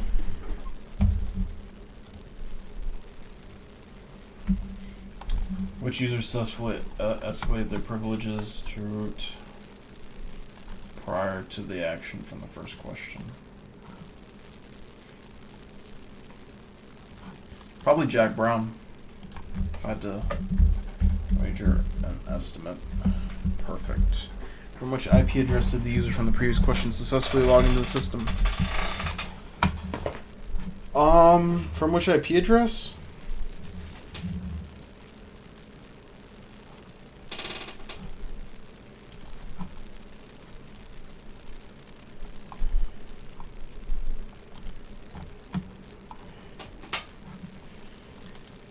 Let's see. Let's look it up here. Might show the IP address there. Check it out.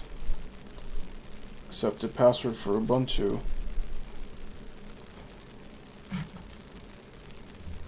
From here.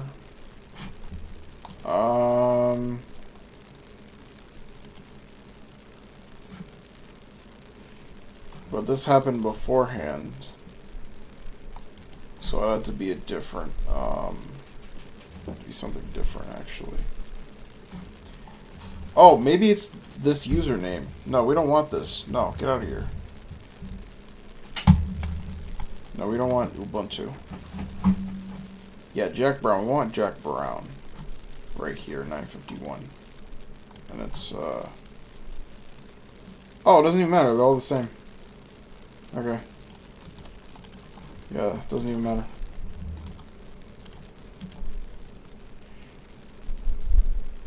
Any failed log attempts occurred prior to successful login?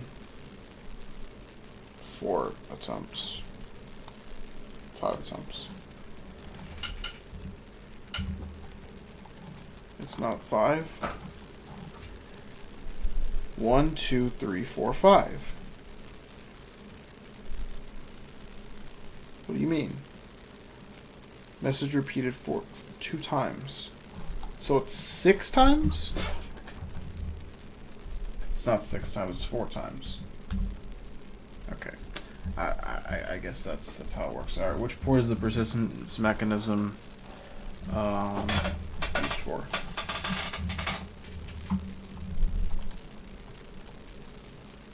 Go ahead and do this. This shouldn't have any issues.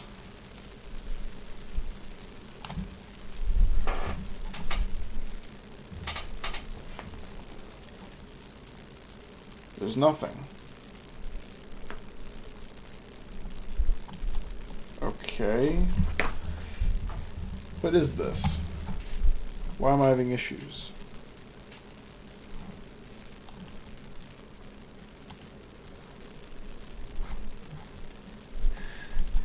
Like, what is this?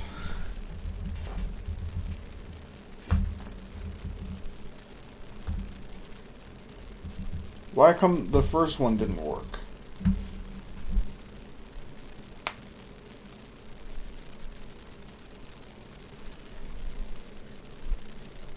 It says search Python or Perl, or Ruby or .sh or Bash or NC.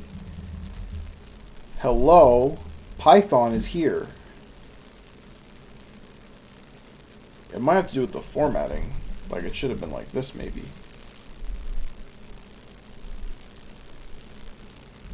Wow. I guess it's because it's not like a... Man, you got me fucked up. Something's wrong with this query. I don't know what it is, but something's wrong with it. But in any case, if we just get rid of this part, it'll actually function properly.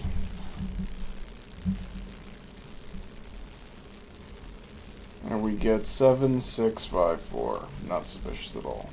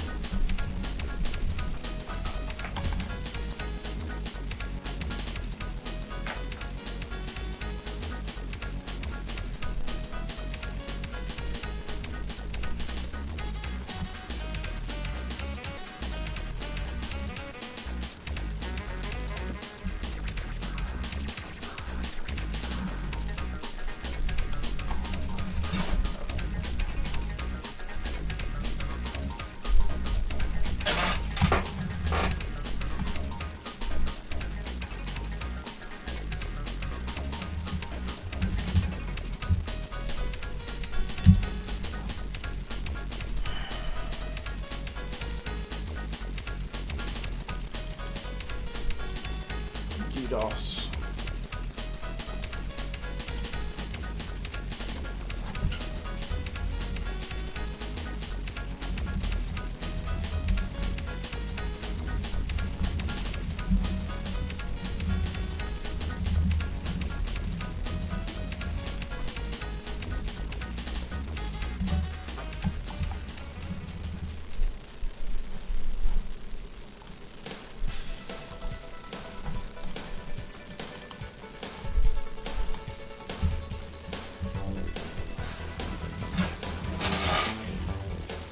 Folks, after driving for long enough, I'm actually tired of these songs now. I'm actually tired of these songs now. I'm not even joking. I'm gonna play this.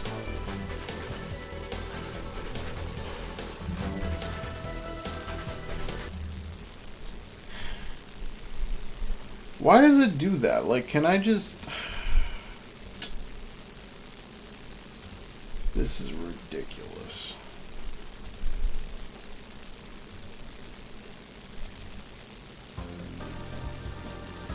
I'm trying to understand exactly why...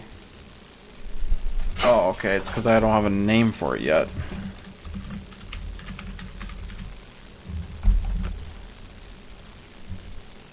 Okay.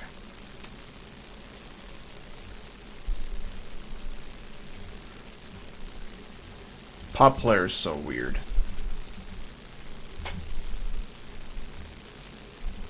Alright. This should be fine now.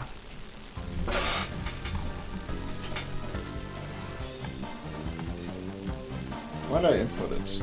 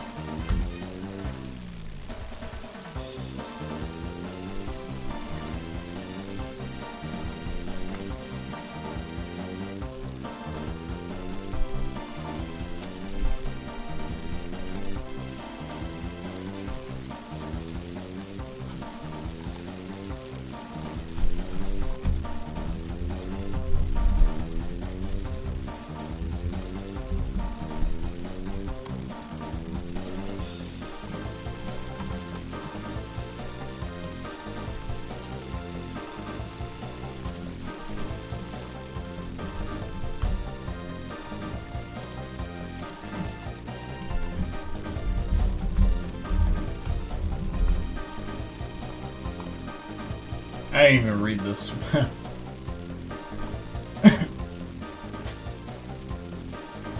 What tool did the threat actor use? Hydra, of course.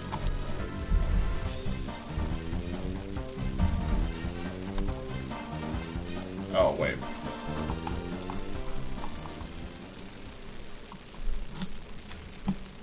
It's not Hydra? Oh no, WP scan. Oops.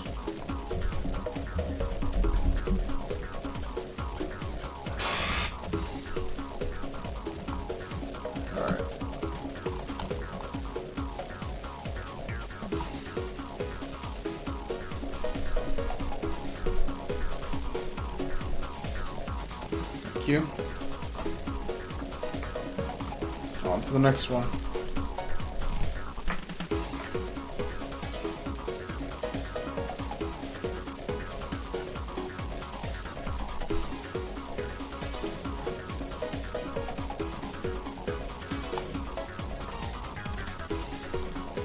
Someone could literally dox me with that, but I don't even care.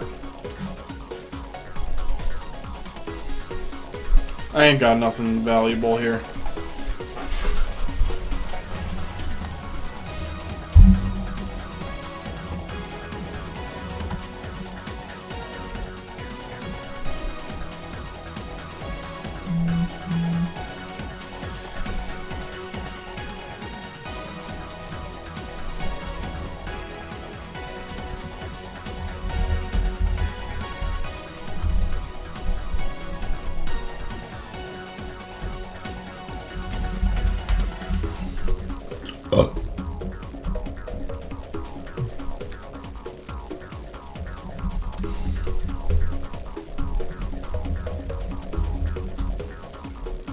Alright. Back to the BMW. Actually, let's get the next room ready first.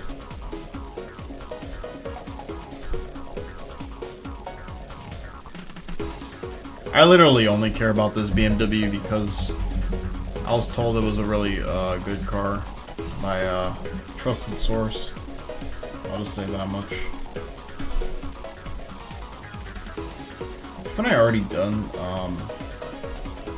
Microsoft 365?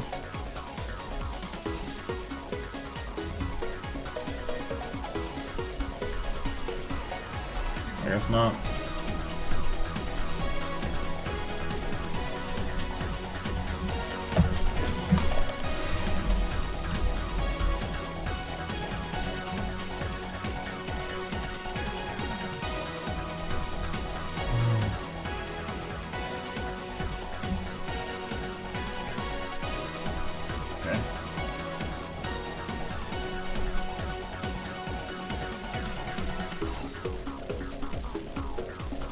Make software as a service. They think that, oh yeah, I can just make a software as a service and we'll just handle the security, but the problem is that you still have to log into the system.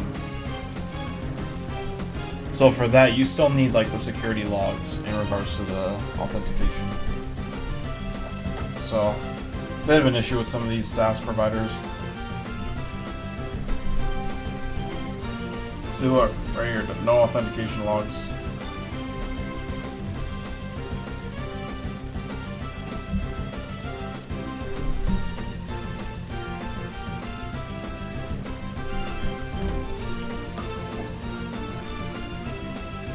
I wish I could play copyright stuff right now.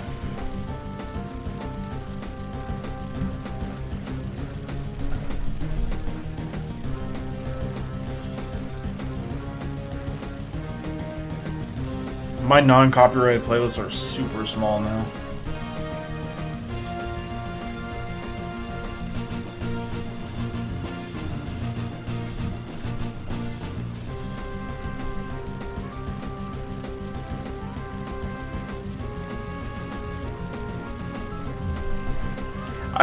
Actually, now that I think about it, now that that thought has crossed my mind, there's a couple of I gotta get rid of some of this stuff. I still have the. Okay, here we go. Rystar is the first one.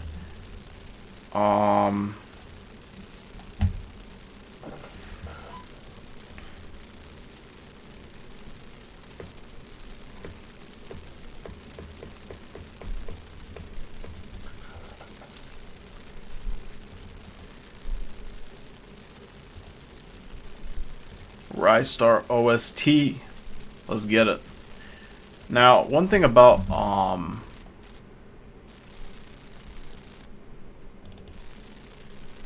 okay. I'm gonna try and figure out how I did this before.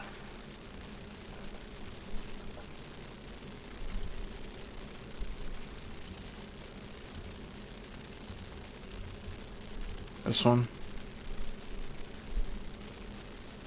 Okay, is that how it's done? Show it. Oh. What?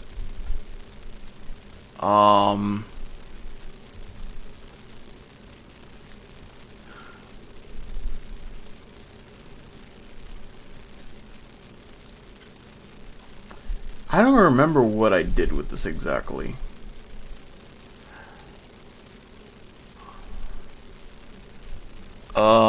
But I don't like this one because it's 7 minutes long. Let's just do the one that's quicker.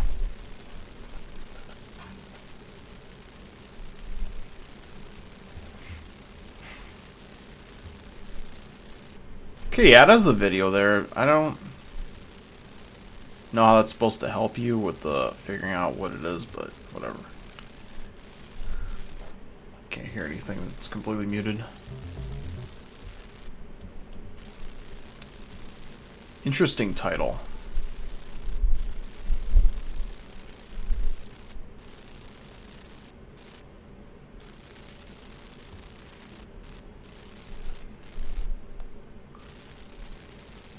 I don't remember how to do this.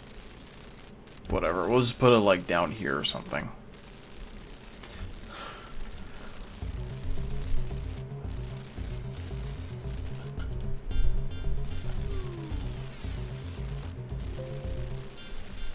Good start.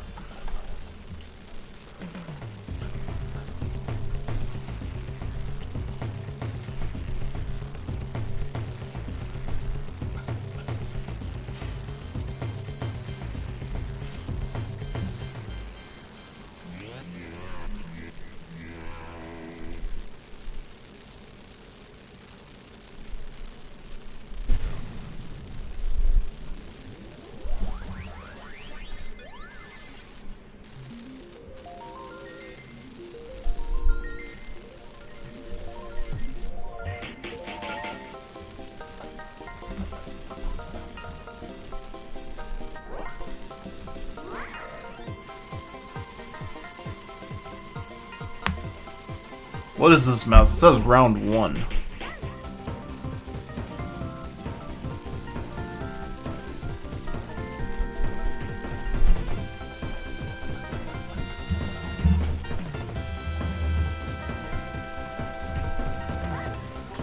I don't know anything about this game at all.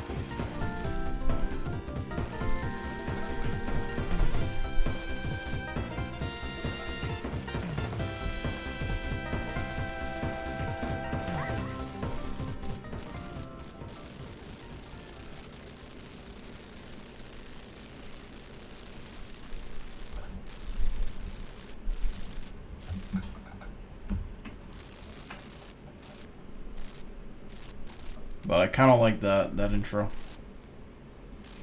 And now the real test begins.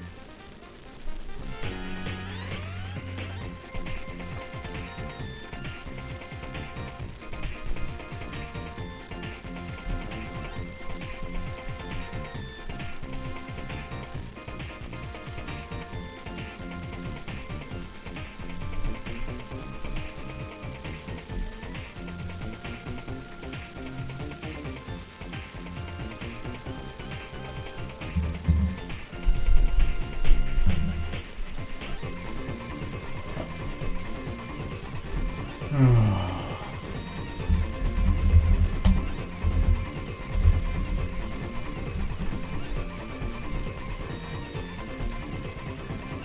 that it needs a server account. A local identity, I guess? It's not. Okay, what is it then? Device identity. Oh, machine identity? That was the device.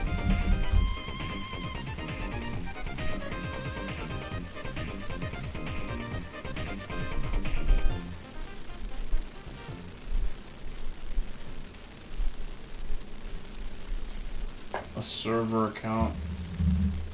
I guess that means like the Windows server, like not a service. A service is different.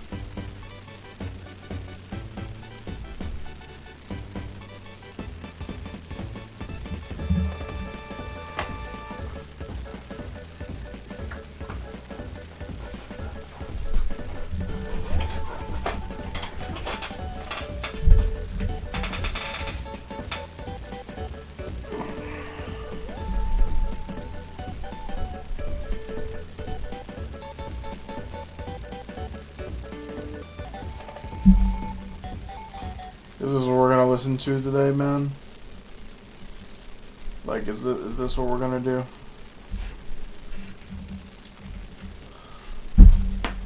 For real?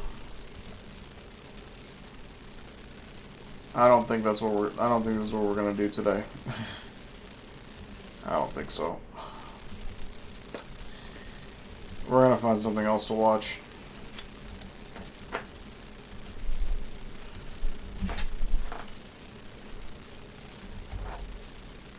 I don't know, today I'm really not feeling like listening to music at all.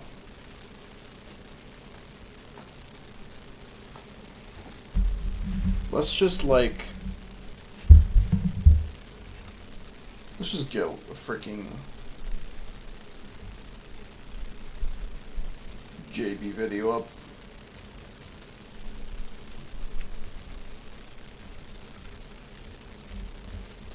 South Africa arrests Julius Malema. Tonight on the Black Channel, in what has become a sad pattern of behavior, the African continent I don't feel like being sad, bruh. got news this week that they I'm not have feeling like it. committed yet their latest act of betrayal, this time against the last true Pan-Africanist on their soil. Sentenced to 5 years for firing rifle shots at a rally. You know, why should I watch this video? Really?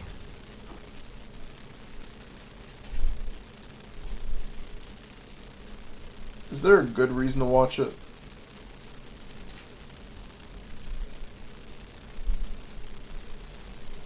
Let me go a bit forward.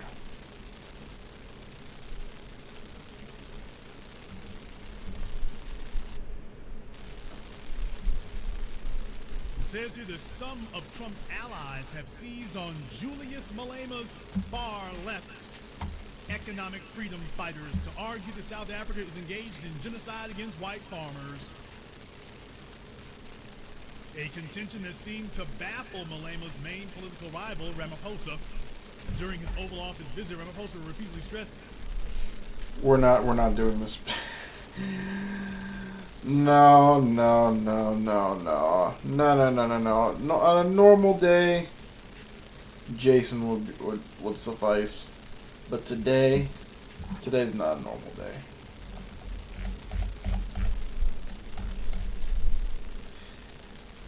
No. We need something a little bit more spicy.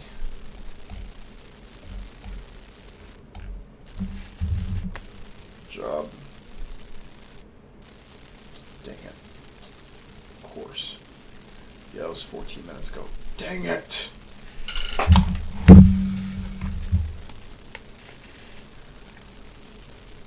How do I keep this mess like? Let me just, I don't know, put it here. I'm gonna put it like on top of this monitor. Now there's no way that I can miss it. All I gotta do is reach forward, bam, tap it, bam, accept it.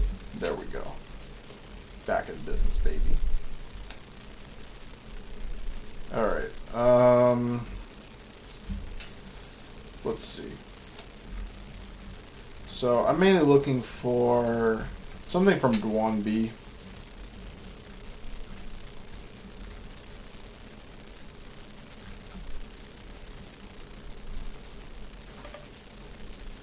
But won't Dwan B, like, get me copyright struck? You know what, let's just watch one of these cybersecurity videos. Let's do this. How law enforcement gets involved with ransomware cases. Panel with FBI, USSS, and Portland Police. Let's watch that one.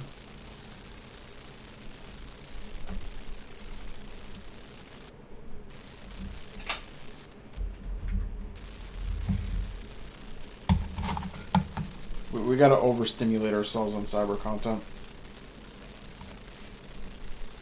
Just absolutely overwhelm our neural. All right, so we have Aaron, Limits. Joel, and Kyra. Kyriakos. I'm gonna get that by the time this loads. So we're gonna start off the first question. Introduce yourself, kind of bit of your background, where you work, and according to Alan, law enforcement is very good at whack-a-mole right now. So I also want you to rank your whack-a-mole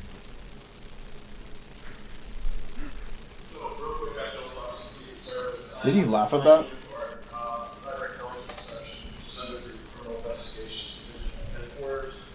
Yo, give this man a better mic.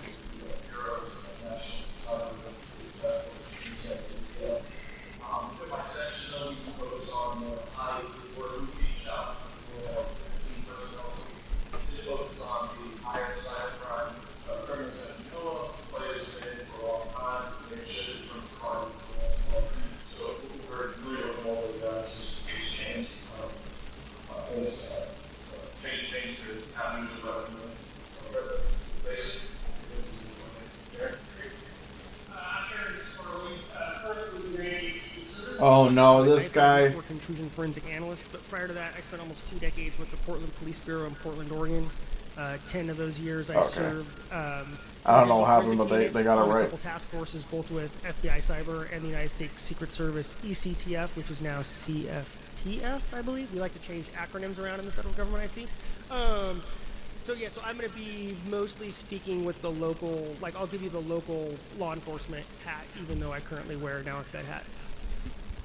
I'm Kyriakos Vasilakos, FBI. So I am with the Washington Field Office. I'm one of 2 cyber criminal supervisors there. I'm the supervisor of our cyber task force. We have the largest cyber task force in the country. Previously, I was actually at Cyber Division working with nation state institutions. My whack-a-mole skills are awesome. Thank you very much, Alan, for telling people to contact law enforcement. Please do call us early. Can you please state your name, occupation, and we really want your to prowess help at you. whack-a-mole? We don't want to get in the way. We just want to help you. Yeah, my whack-a-mole skills are awesome. All right, question number 2. Has your agency, maybe agency is the wrong word, organization, ever been involved in a ransomware case? Yes. All right. Many. User and All the location, time, in close coordination application, with Secret device, Service, and real-time risk. and then also, when there are incident responses, we do coordinate with CISA. But the way, just real quick, for how the FBI conducts Not really. ransomware investigations, in case you Just get a fucking different calls from SSO people, solution. is that there are 56 field offices nationwide, and different offices develop a subject matter expertise on a ransomware variant. That office is going to be responsible for conducting the investigation.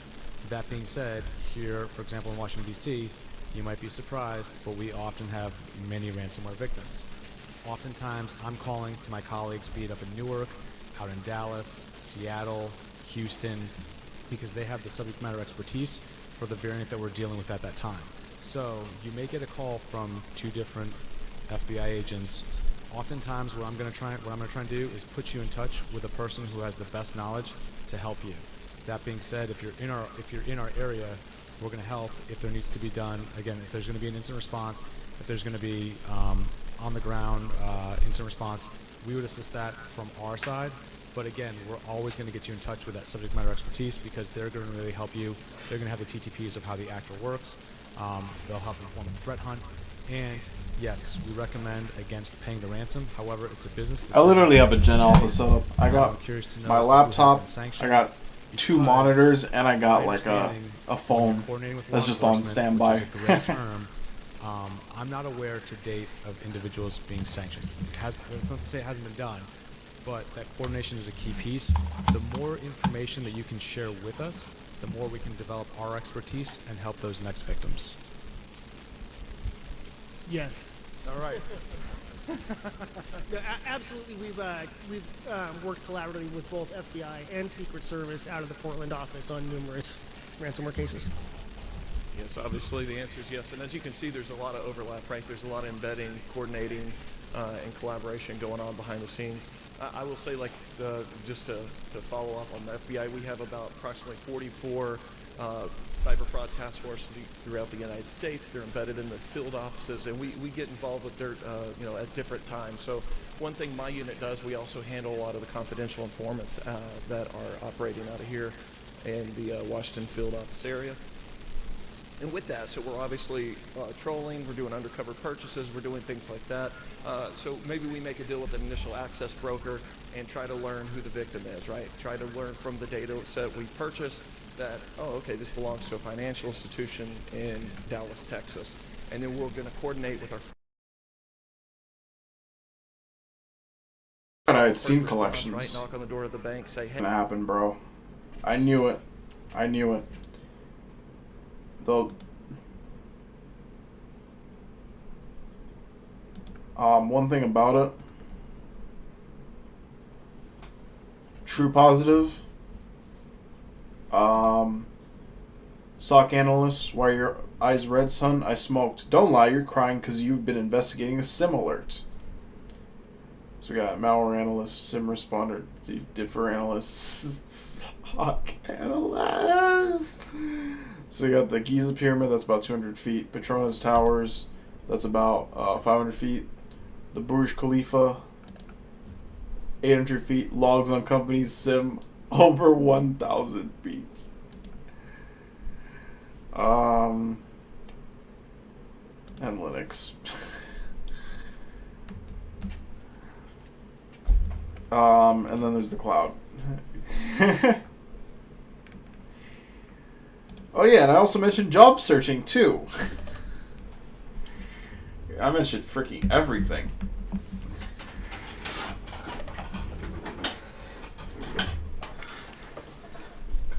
You drive cyber risk reduction for your business stakeholders. Your business stakeholders, you.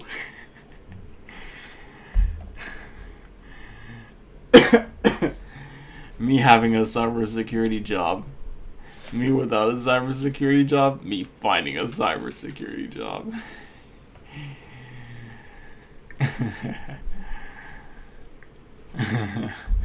Workday. You appeared in 367 searches this week. Whoa! So where's my job?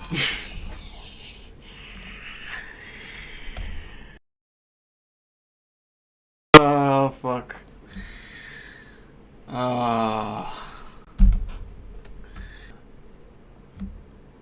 Oh no, why is it blank now?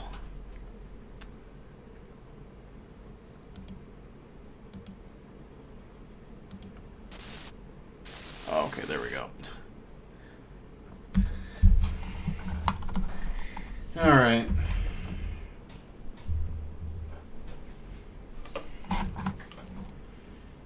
Okie dokie. Importance of identity logs. The logs can reveal to us successful and failed logins, reasons for failed logins, account logouts, motivate prompts and results. So I had a something like this already. Like we already did this stuff for Entra ID. This is Entra ID and Microsoft 365 apparently. Like we got failed and successful logins. We got the reason for failed logins.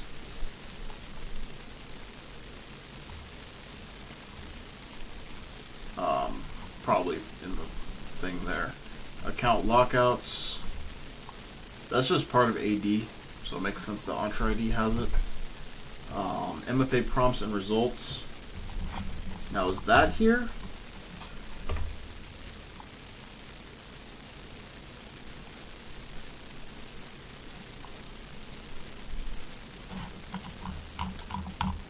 Let me see this. Okay, yeah, we are gonna use Splunk, so we're gonna be dealing with that. Okay, so we don't have to worry about this that much.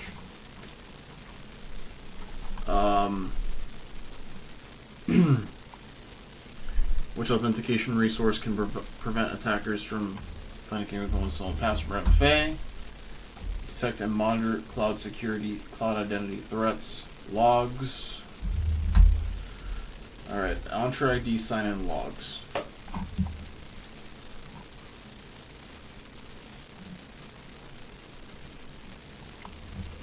So let's play this thing again. Then start working from intrusion. And I would say a lot of times we've been, very... Wait, what is this? Exposing the flaw in tap to pay? Folks, I actually don't use tap to pay from my phone. I do use it for my card. But apparently the phone is the most secure one. But it's like very... Oh my god, they want me to sign in.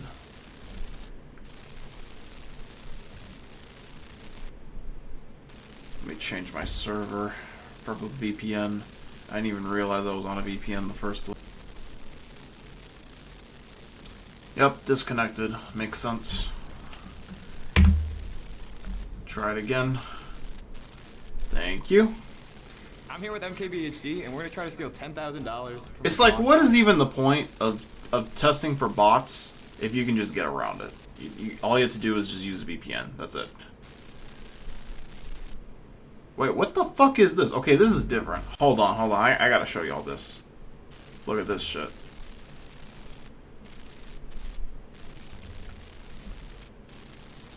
Okay, it's not even on the right window. Let me go back to the right here. Okay. Look at this. What is this?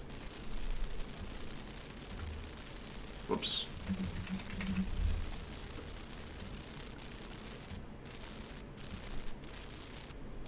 Explain to my ass what this is.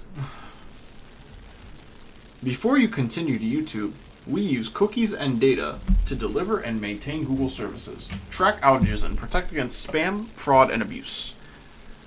Measure audience engagement and cite statistics to understand how our services are used and enhance the quality of those services. If you choose to accept all, I've never seen this prompt before. I don't know what kind of mess they think they're trying to pull. But we're gonna go ahead and look at this real quick.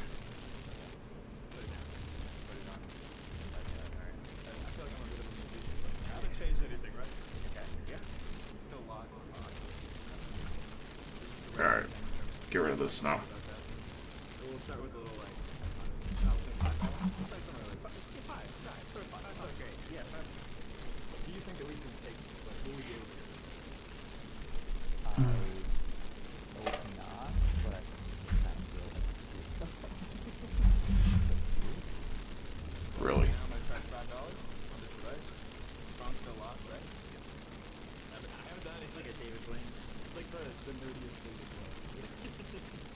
So.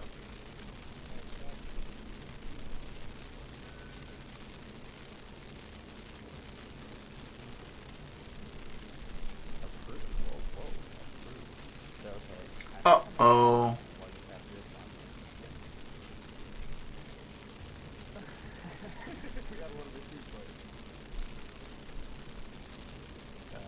Credit verified on device, $5. So,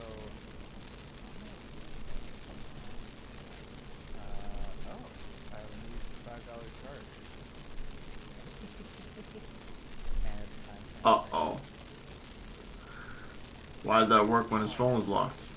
Why did that do that? So that's concerning. Oh, so my phone has to be on this thing.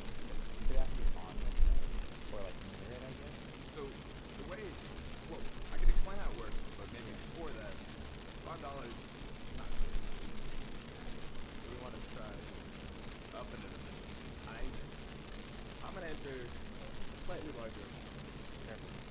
$50. Careful.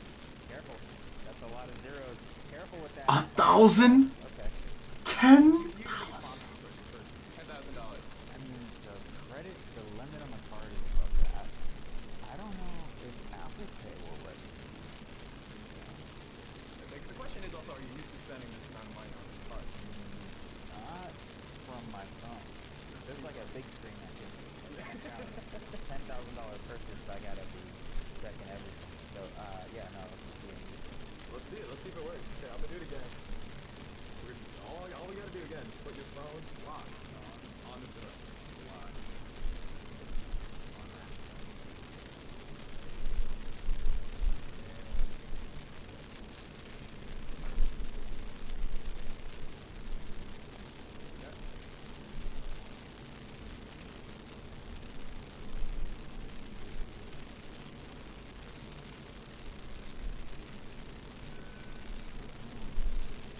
Evil. Green, approved.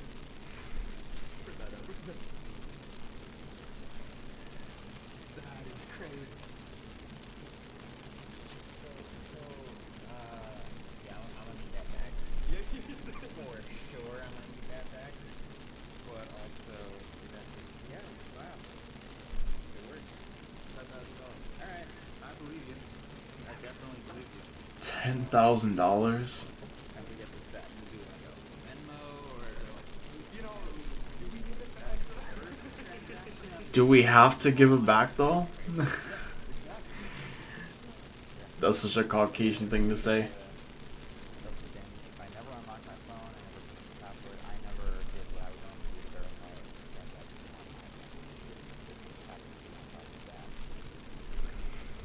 So how did we do it? Well, we teamed up with two cybersecurity experts, Dr. Joanna Barenu and Tom Choki. We went to visit them at the University of Surrey, where they ran us through a unique hack that they developed to bypass a phone's lock screen and then to drain funds from inside its mobile wallet. Without unlocking my phone, it's a real magic card. That's crazy. And the craziest thing of all is that this hack was made public back in 2021. So people have known that it's possible to take money from locked phones in this way for 5 years. So what kind of a mouse? Why haven't they fixed it yet? Loophole still hasn't been fixed. So how does it work? Well, whenever you use TapToPay, your phone and the reader exchange information about the transaction. Send this information to the air via a shared magnetic field, so we can intercept the communication and ultimately, all we need to do is to insert our own devices in between the phone and the reader. First, we tap Marquez's phone against this, an NFC device called the Proxmark. Marquez's phone, the Proxmark looks like a digital cartridge, so it happily sends over its transaction. That Proxmark then sends that data straight to our laptop, where we run a Python script to modify it.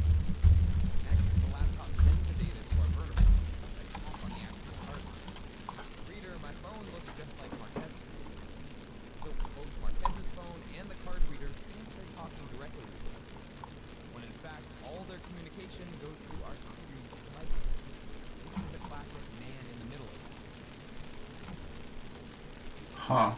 Now, getting Interesting. the intercept the data is actually the easy part. The hard part is what you need to do to that data to trick the phone and the reader into authorizing the transaction. See, to actually steal money using this attack, we have to get past 3 layers of defense on both systems. To do that, we have to tell 3 lies. 2 to the phone and 1 to the reader.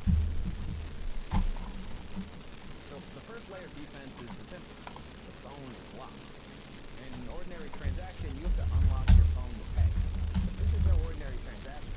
So, if you ever go to there's a feature that Apple created where you walk through, they don't want you to walk through lining up. That's very simple. Oh, glasses.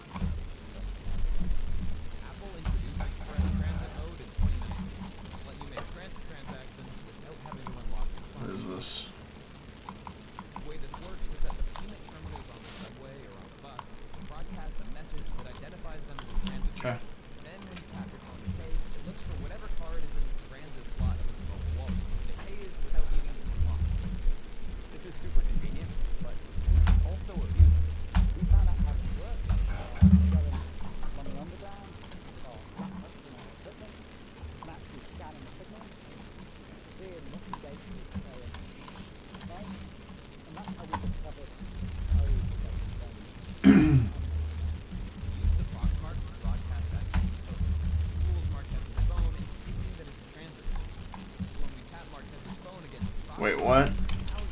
Hold on. Go, rewind for a second there. We found out how this works. The way this works is that the payment terminals on the subway or on the bus broadcast a message that identifies them as a transit. Then when you tap Okay.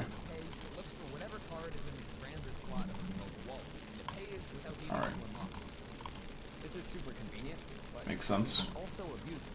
We found out how to Nope, convenience is never good for security.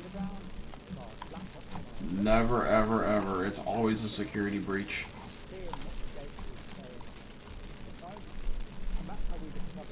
The quickest way to fuck up your security, make everything convenient. broadcast that seed code. Tools Marquez's phone indicating that it's a transit. It's not available yet. When we tap Marquez's phone against Proxmark, it's now expecting to receive another message. Details about the transit transaction. Here's what that message would typically look like behind the code. Each of these bits carries important information about the transaction. Now, the important part of this message for us is this bit. Authentic transit transactions have a 1 record. This tells the phone that the reader may be offline, underground on the subway, in which case the phone would need to send an extra layer of authentication. So when Marquez's phone receives the transaction request from what it thinks is a transit reader, it's going to be expecting that value to be set to 1. Right. In reality, the device sending the request is on retail. When this reader is online, which means that that bit is currently set to 0. Therefore, to trick Oh. the phone into accepting the transaction, we intercept the message from the reader. Okay. To our computer, and we change that 0 to a 1. So by the time the message gets to Marquez's phone, it looks like a transit transaction. Wow. This communicates. Dude, that's so easy to fix. All I have to do is limit it to like $3. And that's it. I mean, it doesn't have to be $3. It'll probably be like around $5. But like the fact that it lets you do $10,000, I mean, that's a big ass flaw right there. Certainly went and asked the phone for $10,000, the guard would go way back up.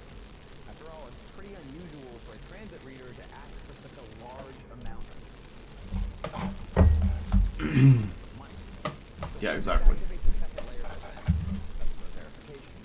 In contactless payments like this, there are 2 categories of transactions. You got high value and low value. Any transaction that's classified as high value requires additional verification from the customer.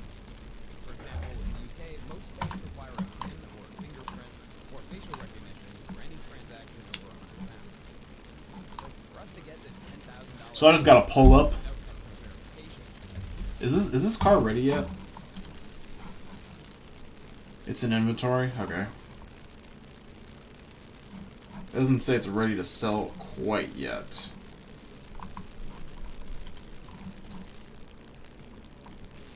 Is this the newest one?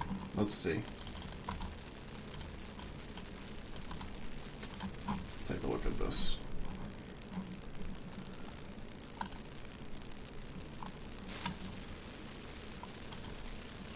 No, it's not. There's one in 2022. Yeah, that's what I thought. So this is a bit older. Honestly, I'm not really a fan of the way this looks. I don't really like BMWs. I just want to drive it because I was told it was great. You know, the 7 Series. I mean, I like the way this looks. But, like, the outside's very lacking. What the frick kind of sound system is that? Harman Kardon. I heard of that one. Okay, they got a nice little switch for the headlights. Interesting.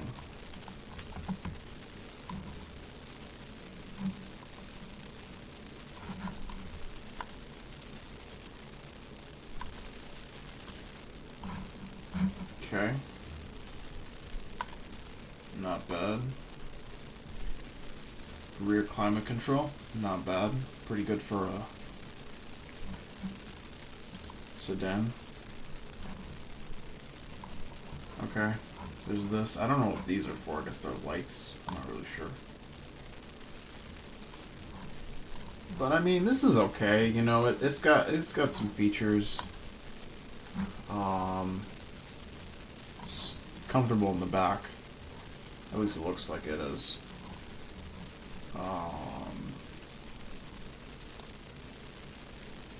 It's got a screen. Doesn't really look like much of anything special. A CD player. Okay, not bad. I mean, it's actually par for the course for this time period.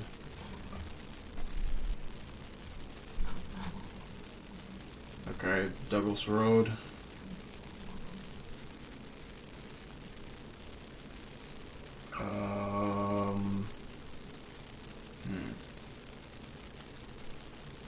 Not really sure what all this is, but I'm sure I'll be able to figure it out.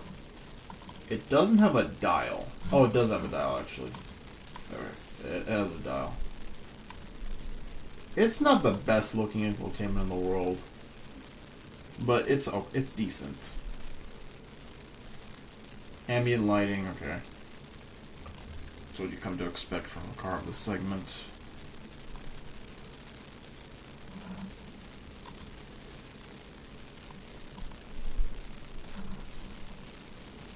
Different modes. See, one thing I like about this dealership is that they have a lot of pictures. Some of the dealerships, they don't have, like, barely any pictures at all.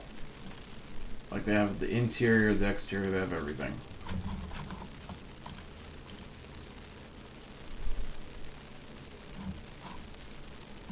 Okay, cooled seats.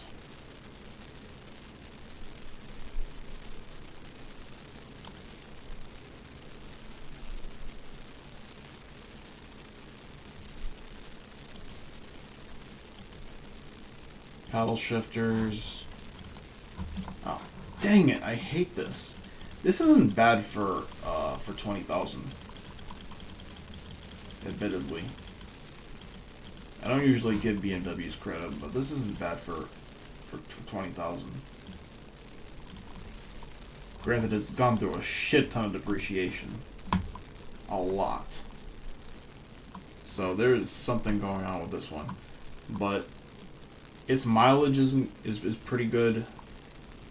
I don't know how they got such an old car with only 5,700 miles on it. I would have to look up the maintenance on it, but it seems pretty interesting.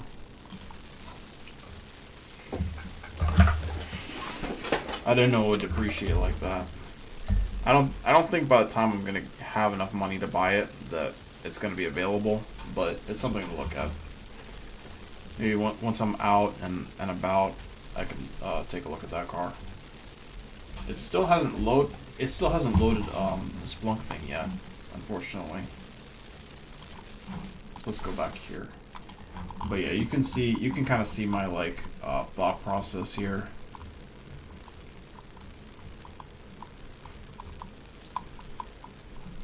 The Genesis, who cares?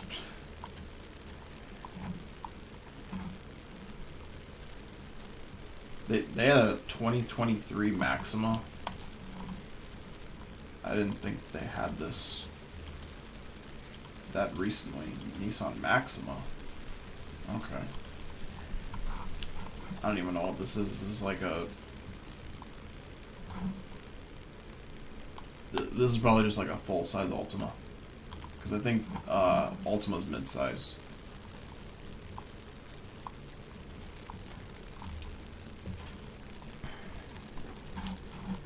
Infiniti Q50. Let's look at that one.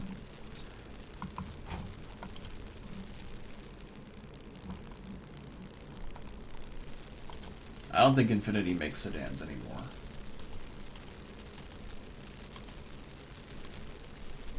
Okay, it's kind of sharp looking. Let's see the infotainment.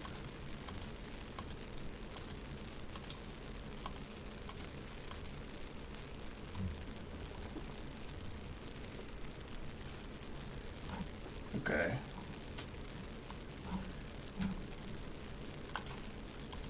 Bose system.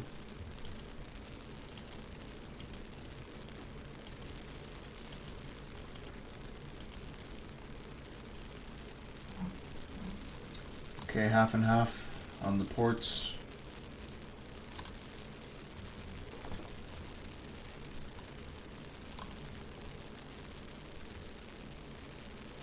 Okay.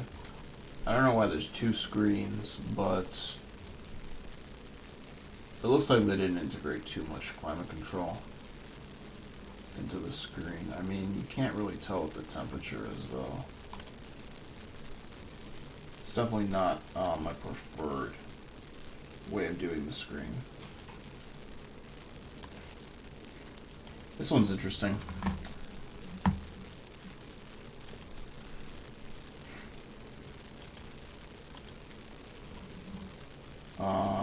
It's not as fully featured as the BMW, though.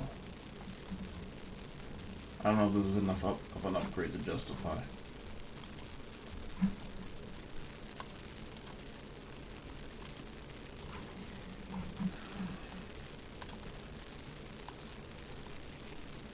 It has a dial too, okay. That's good.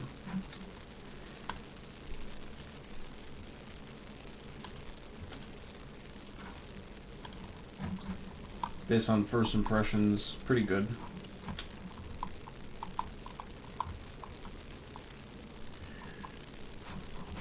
But it should be ready by now. Let's play this video again.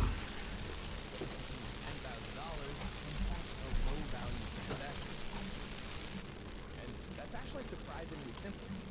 That's because to determine whether the transaction is high value, Marquez's phone doesn't actually look at the numerical value of $10,000. It just looks at another single bit of information from the transaction. The one here means high value, low. The reason for this is the boundary between high and low value varies from country to country. And of course, different countries operate in different currencies. So the simple label allows the flexibility to deal with the variation. It allows limits to change without the bank communication with the card. So all we need to do is intercept the message from the reader to conduct the transaction over customer verification. On contactless payments like this, there are two categories of transactions. We got high value and low value. Any transaction that's classified as high value requires additional verification from the customer. For example, in the UK, most phones require a PIN or fingerprint or facial recognition for any transaction over £100. So for us to get this $10,000 coming through without customer verification, we need to trick the phone into thinking $10,000 is in fact a low value transaction. Oh, okay. And that's Makes actually sense. surprisingly simple. That's because to determine whether the transaction is high value, Marquez's phone doesn't actually look at the numerical value of $10,000. It just looks at another single bit of information. High value man, low value transaction. Here means high value. It's only $10,000. The reason for this is the boundary between high Now Marquez objected to it, but and of course different countries he might have just been playing it up, you know. simple label allows the flexibility to deal with these variations. And it allows limits to be changed without the bank's He might have been doing a little bit of acting there. So all we need to do is intercept the message from the reader, flip that bit to a 0, then the phone will believe that this transaction is low value, even though it's for $10,000. Then, when the phone receives our request for a $10,000 transaction, it doesn't ask for customer verification. It just goes ahead and authorizes the transaction. Invalid username or password. Now, you might be asking, why is this data so easy to tamper with? We'll get to that in just a minute, but we have one final security check to overcome. See, with these first two lies, we Dang it. bypassed unlocking the phone, and then tricked it into making a high-value transaction without asking for verification. But the phone is fully convinced, and it's ready to make a payment. IP address. Convince the reader that the transaction is valid. And this is where our third lie comes in. When Marquez's phone replies, it says it's approved the $10,000 transaction. But it also says that it hasn't asked for customer verification. No PIN, no fingerprint, no facial recognition. But if the reader sees this, it'll reject the transaction. Because it knows that the $10,000 payment is originally asked for is high value. It should therefore require customer verification. So now we need to trick the reader into thinking that the customer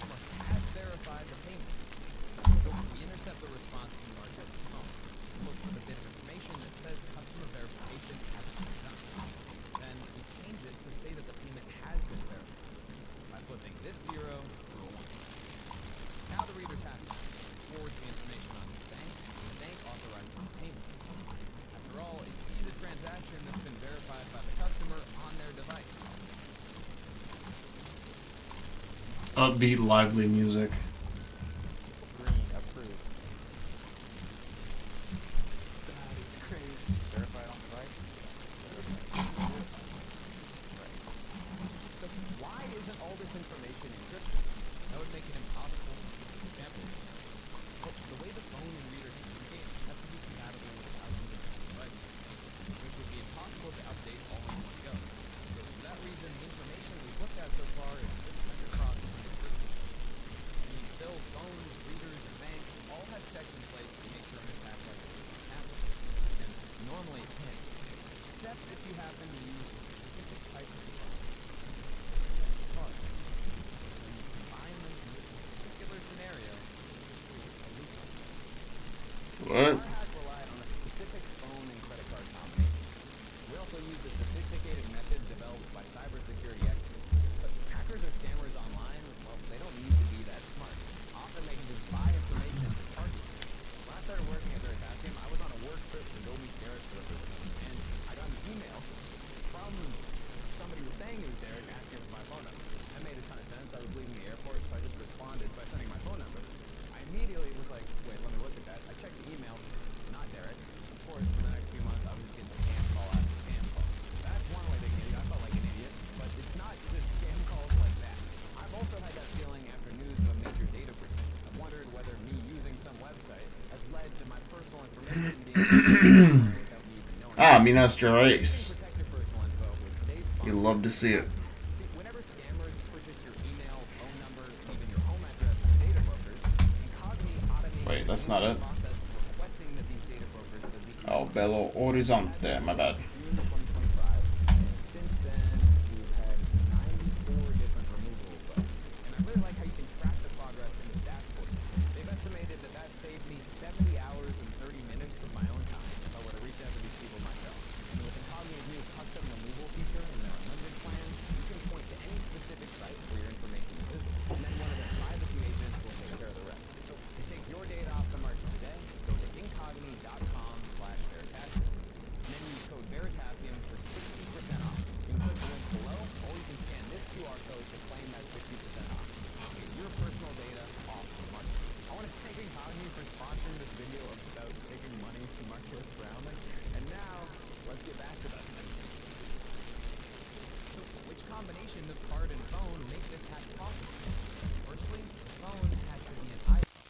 As we saw earlier, when an iPhone is deciding whether to ask for Oh! it doesn't look at the numerical value of the transaction. It only looks at the high value or low value label provided by the reader. So Android is safe? Work that way.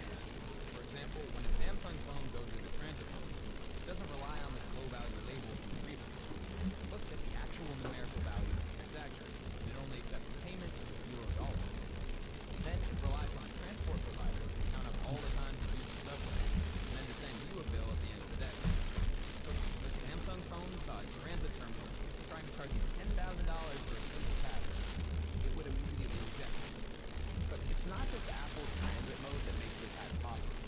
You've got to have one specific type of card in the transit slot. It was truly a design feature that was introduced by the way we make Apple Visa. And the reason this works with Visa card, when you say MasterCard, comes down to the different processes they use to verify the transaction.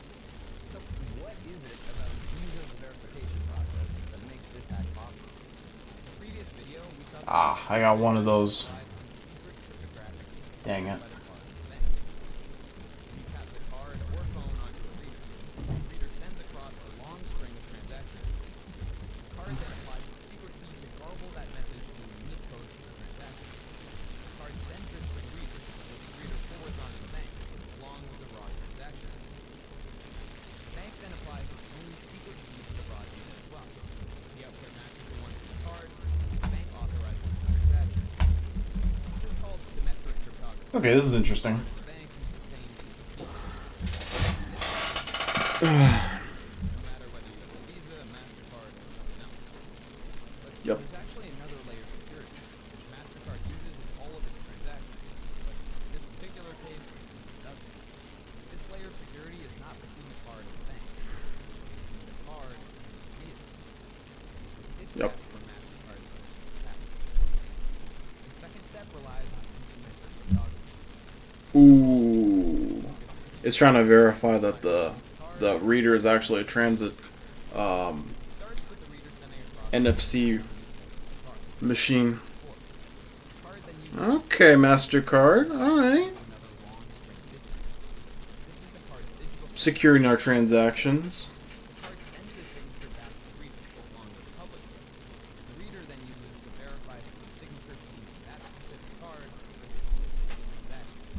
To illustrate how this works, let's consider a simple example. Private key and public key both have two components. N is the share number, okay, 5. E is the card's private number, 7. And E is the public number, 3. Now, when the reader sends across the raw transaction data, it represents it as one long number. For simplicity, we'll use a much smaller 2. Assigned to the transaction, the card, or the phone.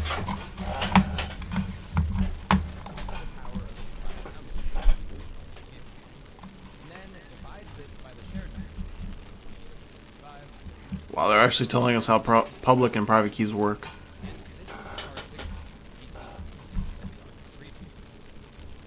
the reader needs to know whether the transaction is valid. So it takes the card's signature and raises it to the power of the number. Then it takes the remainder when you divide by the shared number, 5. Step 2. This matches the original transaction data the reader sent to the card. That's so fucking complicated. This is why I don't do cryptography. I mean, it makes sense, but it's just a lot. It's just a very complicated process.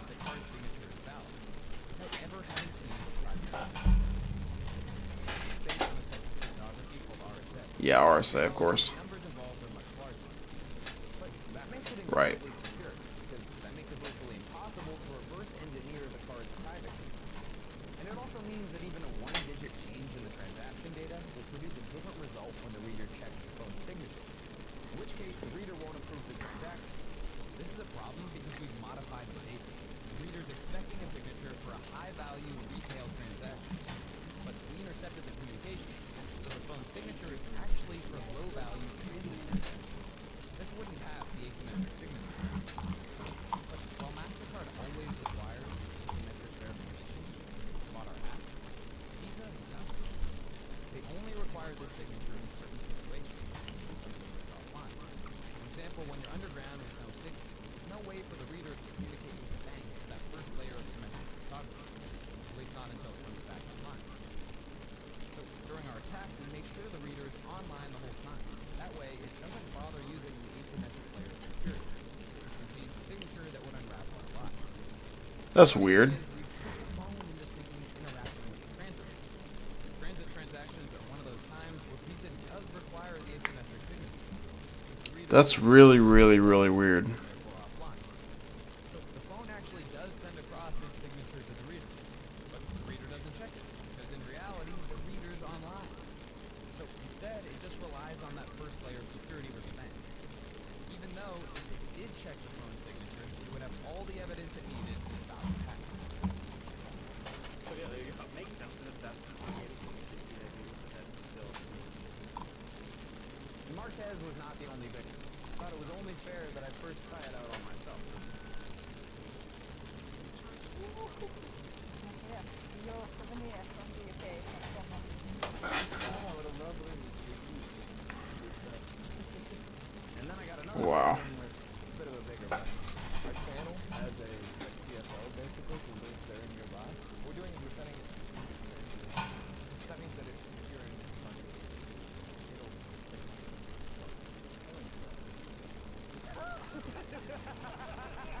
how you feel about that? Oh my goodness, dude. Oh my God. There you go.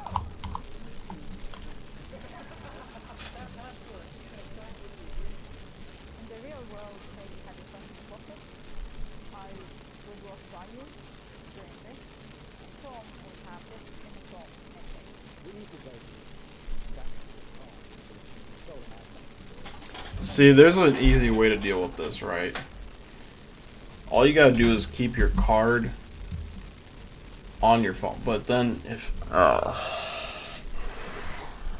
you put if you have your card there, then somebody could just use your card. Never mind. I should just stop talking.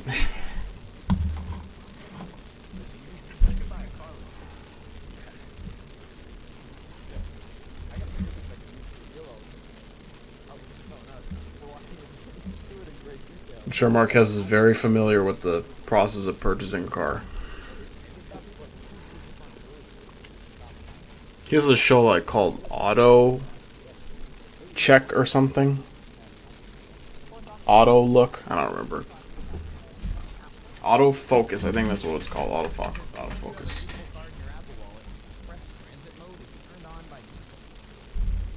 This hack was first made public way back in 2020 after the professors had informed You know, I figured out why it gave me that.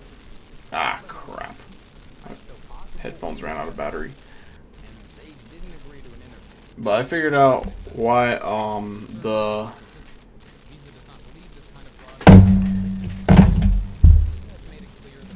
whatever it's called, the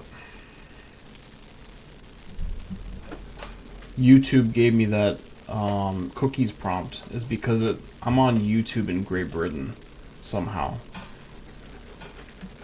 I don't know how that happened because my VPN is not for Great Britain at all. So that's kind of weird. That's kind of strange.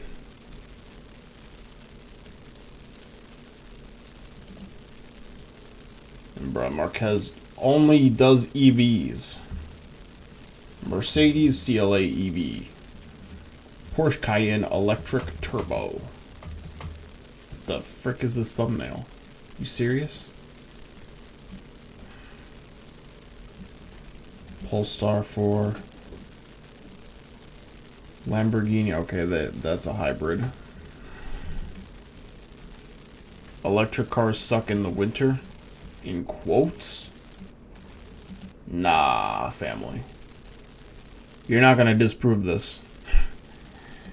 I highly doubt you will disprove that electric cars suck in the winter. But I like to see you try.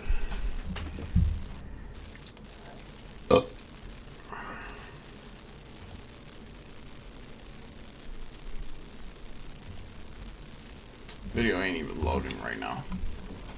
Is it that bad? Probably is.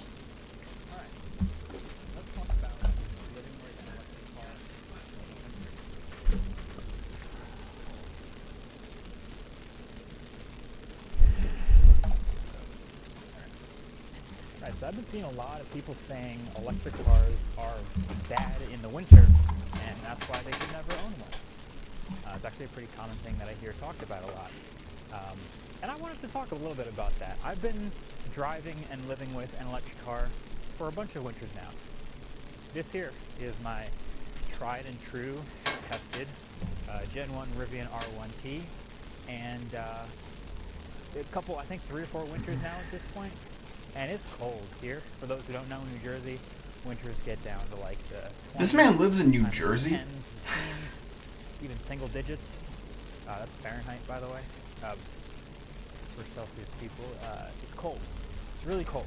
I think when I got in the car this morning, it said it was like 7 degrees or something like that. So it's really cold. It's cold enough that when you first get in the car and fire it up, you get that little message down in the corner that says, cold hey, may so affect cold the that range. You can expect your range to be limited and performance to be a little bit less just because of how freezing it is. Batteries don't like cold. But now that I've been living with this EV in the winter for, like I said, a couple of years now, my maybe hot take is My hot take. driving the EV in the winter over the gas cars. And there's definitely pros and cons. There's upsides and downsides to it. So I figured I'd just walk I through mean, what it's to like be fair, if you're driving a gas car, you have to wait for it to warm up. in a real winter, and whether or not you With an EV, I don't think you So need the to number do one that. thing that obviously everybody kind of already knows about electric cars in the winter that I said already is your range will be worse. So for example, this Rivian R1T it's got like 20,000 miles on it or something like that. On a full charge, 285 miles of range, so off-road tires. It's fine. But in the winter, as I'm driving, I've noticed it's closer to 230 to 240 miles of range if I drive the exact same way. And when it gets really, really cold, it can plummet down to like 200 or even less than that. So, yes, you are definitely affected by range. And this is probably the number 2 factor, aside from literally how you're driving, how fast you're driving, the aerodynamic resistance, all the normal factors. This is like, if it's cold, you're going to have a big hit to your range. And then number 2, right alongside that, is charging can be slower. I just recently did a video on the Ioniq 5 XRT, this is off-road. Know about that one as well. 5, testing it in the winter and driving it, really liking it. But one thing that came up was that it was slower charging, and it could have been partially because it is so cold out here. Not entirely because of the cold, but it's true. The battery pack wants to be a certain temperature to charge at its best, most efficient rates, and if not, it has to spend extra energy getting up to that temperature before it's hot and down to that temperature.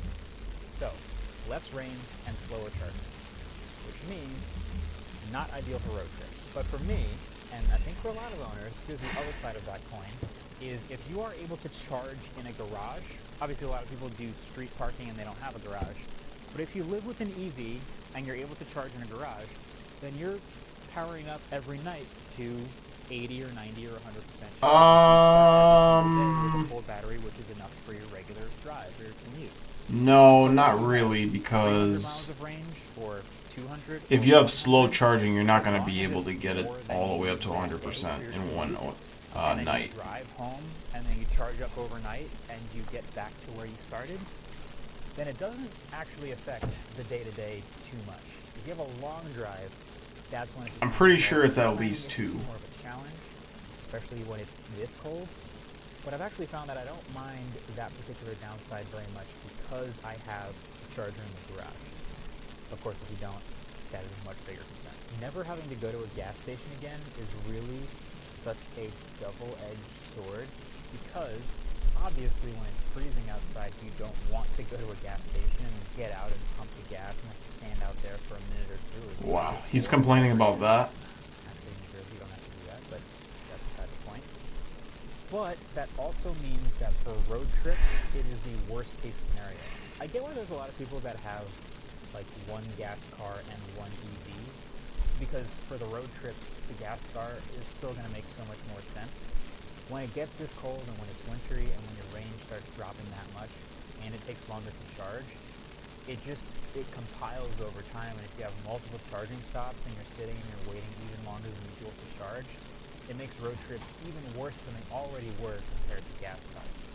So it's... Well, yeah, of course. The road trip fun factor so much when it gets super cold like this, but for every other normal commute or everyday driving, it's so much better to not ever have to go to a gas station. But now here's Not ever have to go to a gas station.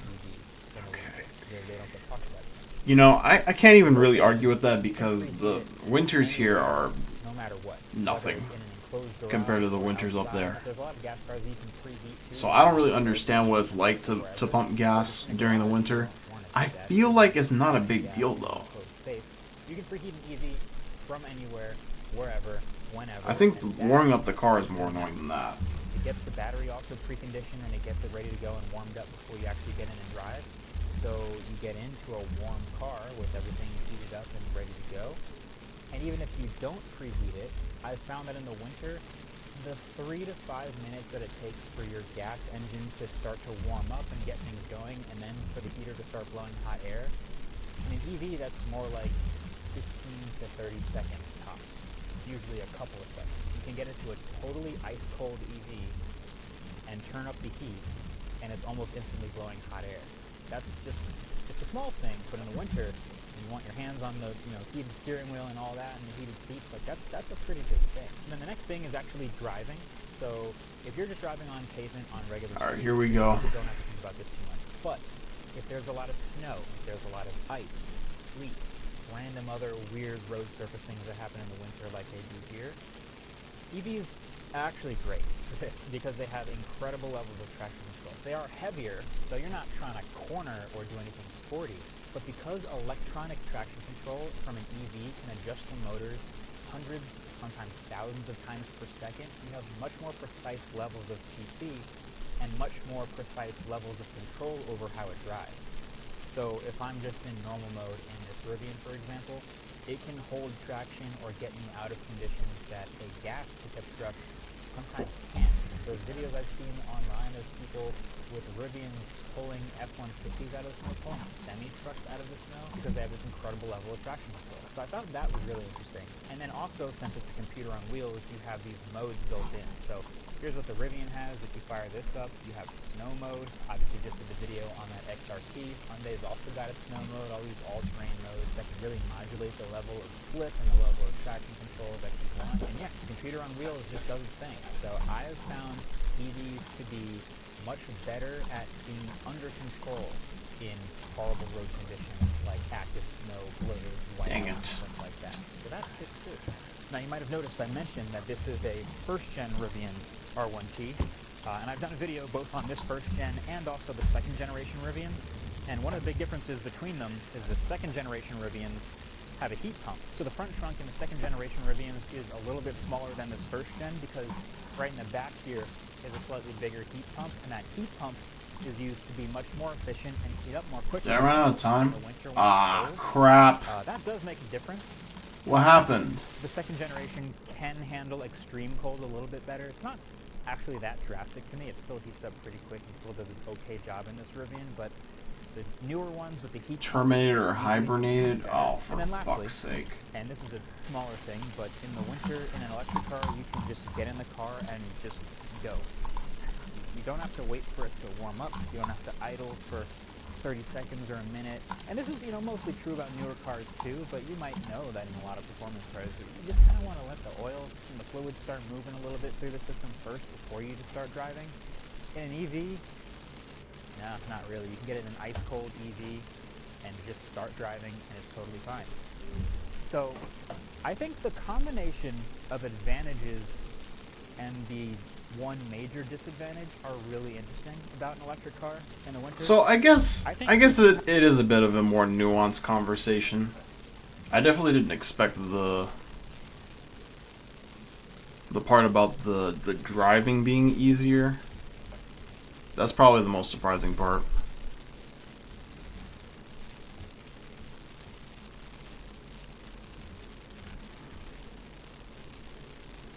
Ugh.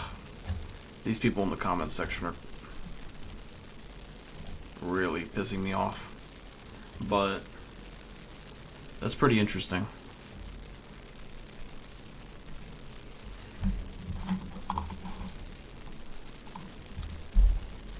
Alright, folks. We're not really getting anywhere particularly, which that's fine. I expected this. On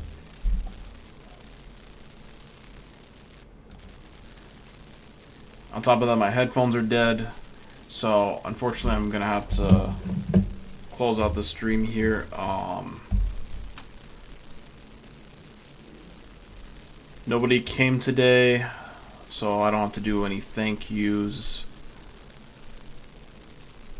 I'm just gonna end it here. Been more of a chill stream today. Update, catch up. A little bit of TryHackMe, etc. That's about it.